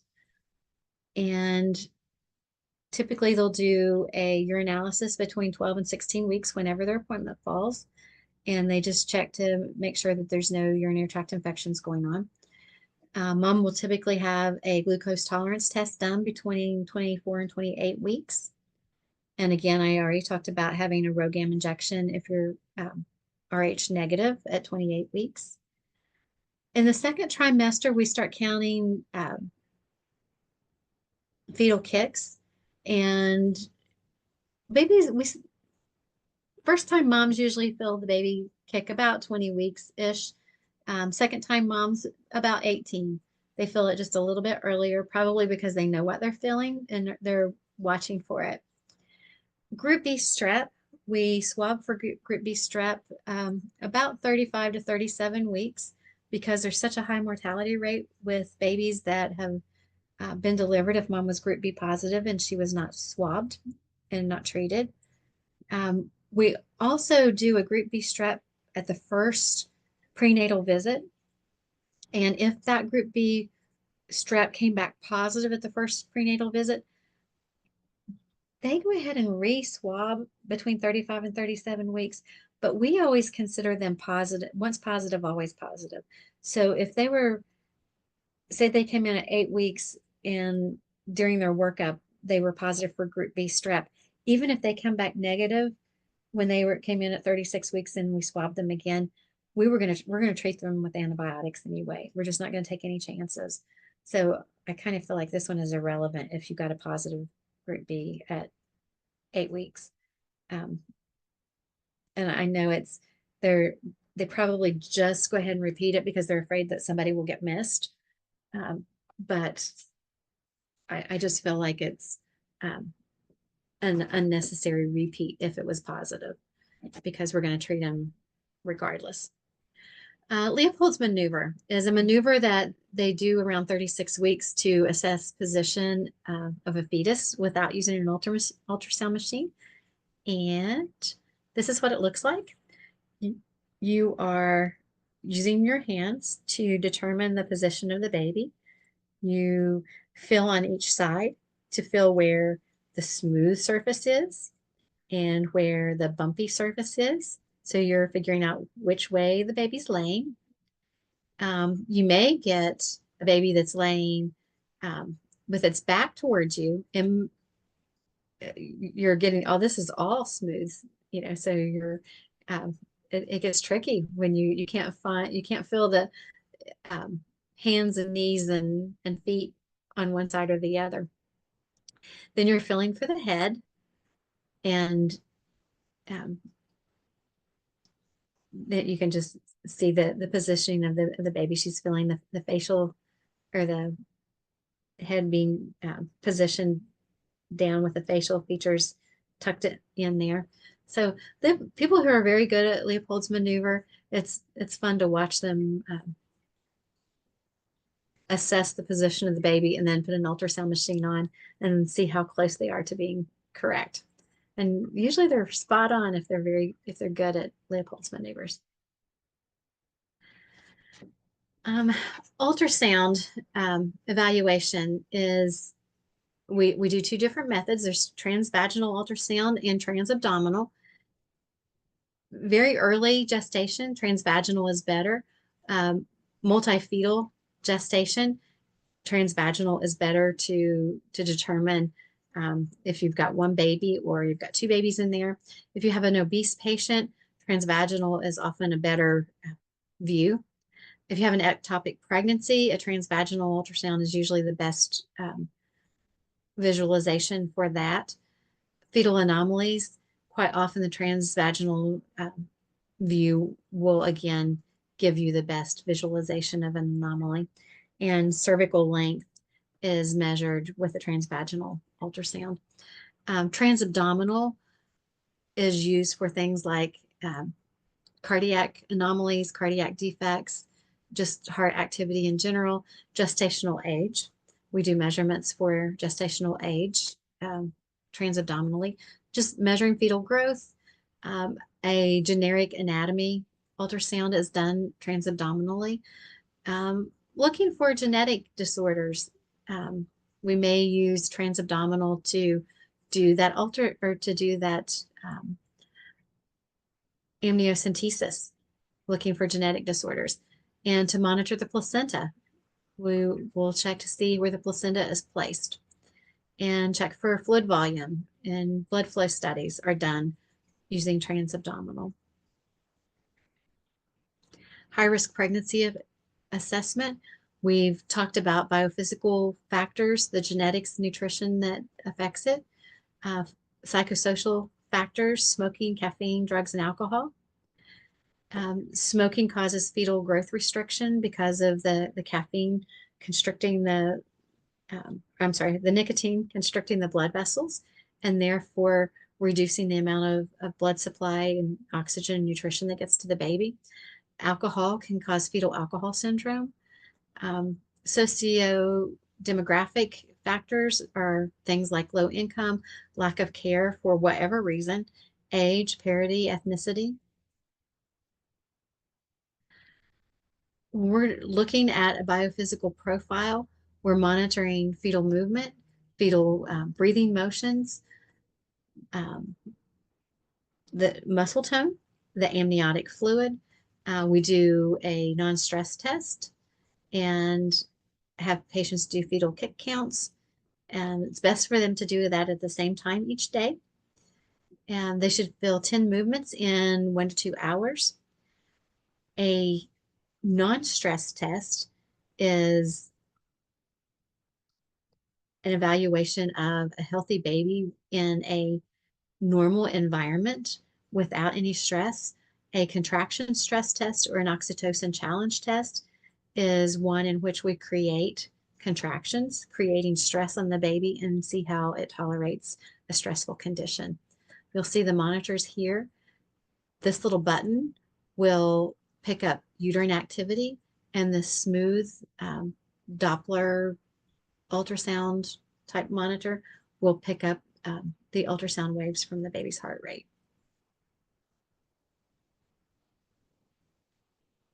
Okay. This week, you'll be reading chapters 6 through 10 if you haven't already. We do discussion number 2. We've already talked about the requirements for the discussions. Your initial one needs to be in by Wednesday night, 11:59 p.m. And CJ Sim assignment for this week is Rochelle Wallace. Quiz number 2 next week. It was a pleasure being with you all this evening. And if you have questions, reach out to me. If you want to set up a time to review your quiz, email me a time that works for you, and we will, I'll be happy to go over that with you. If I don't talk to you before, I'll see you next Monday. Have a great week.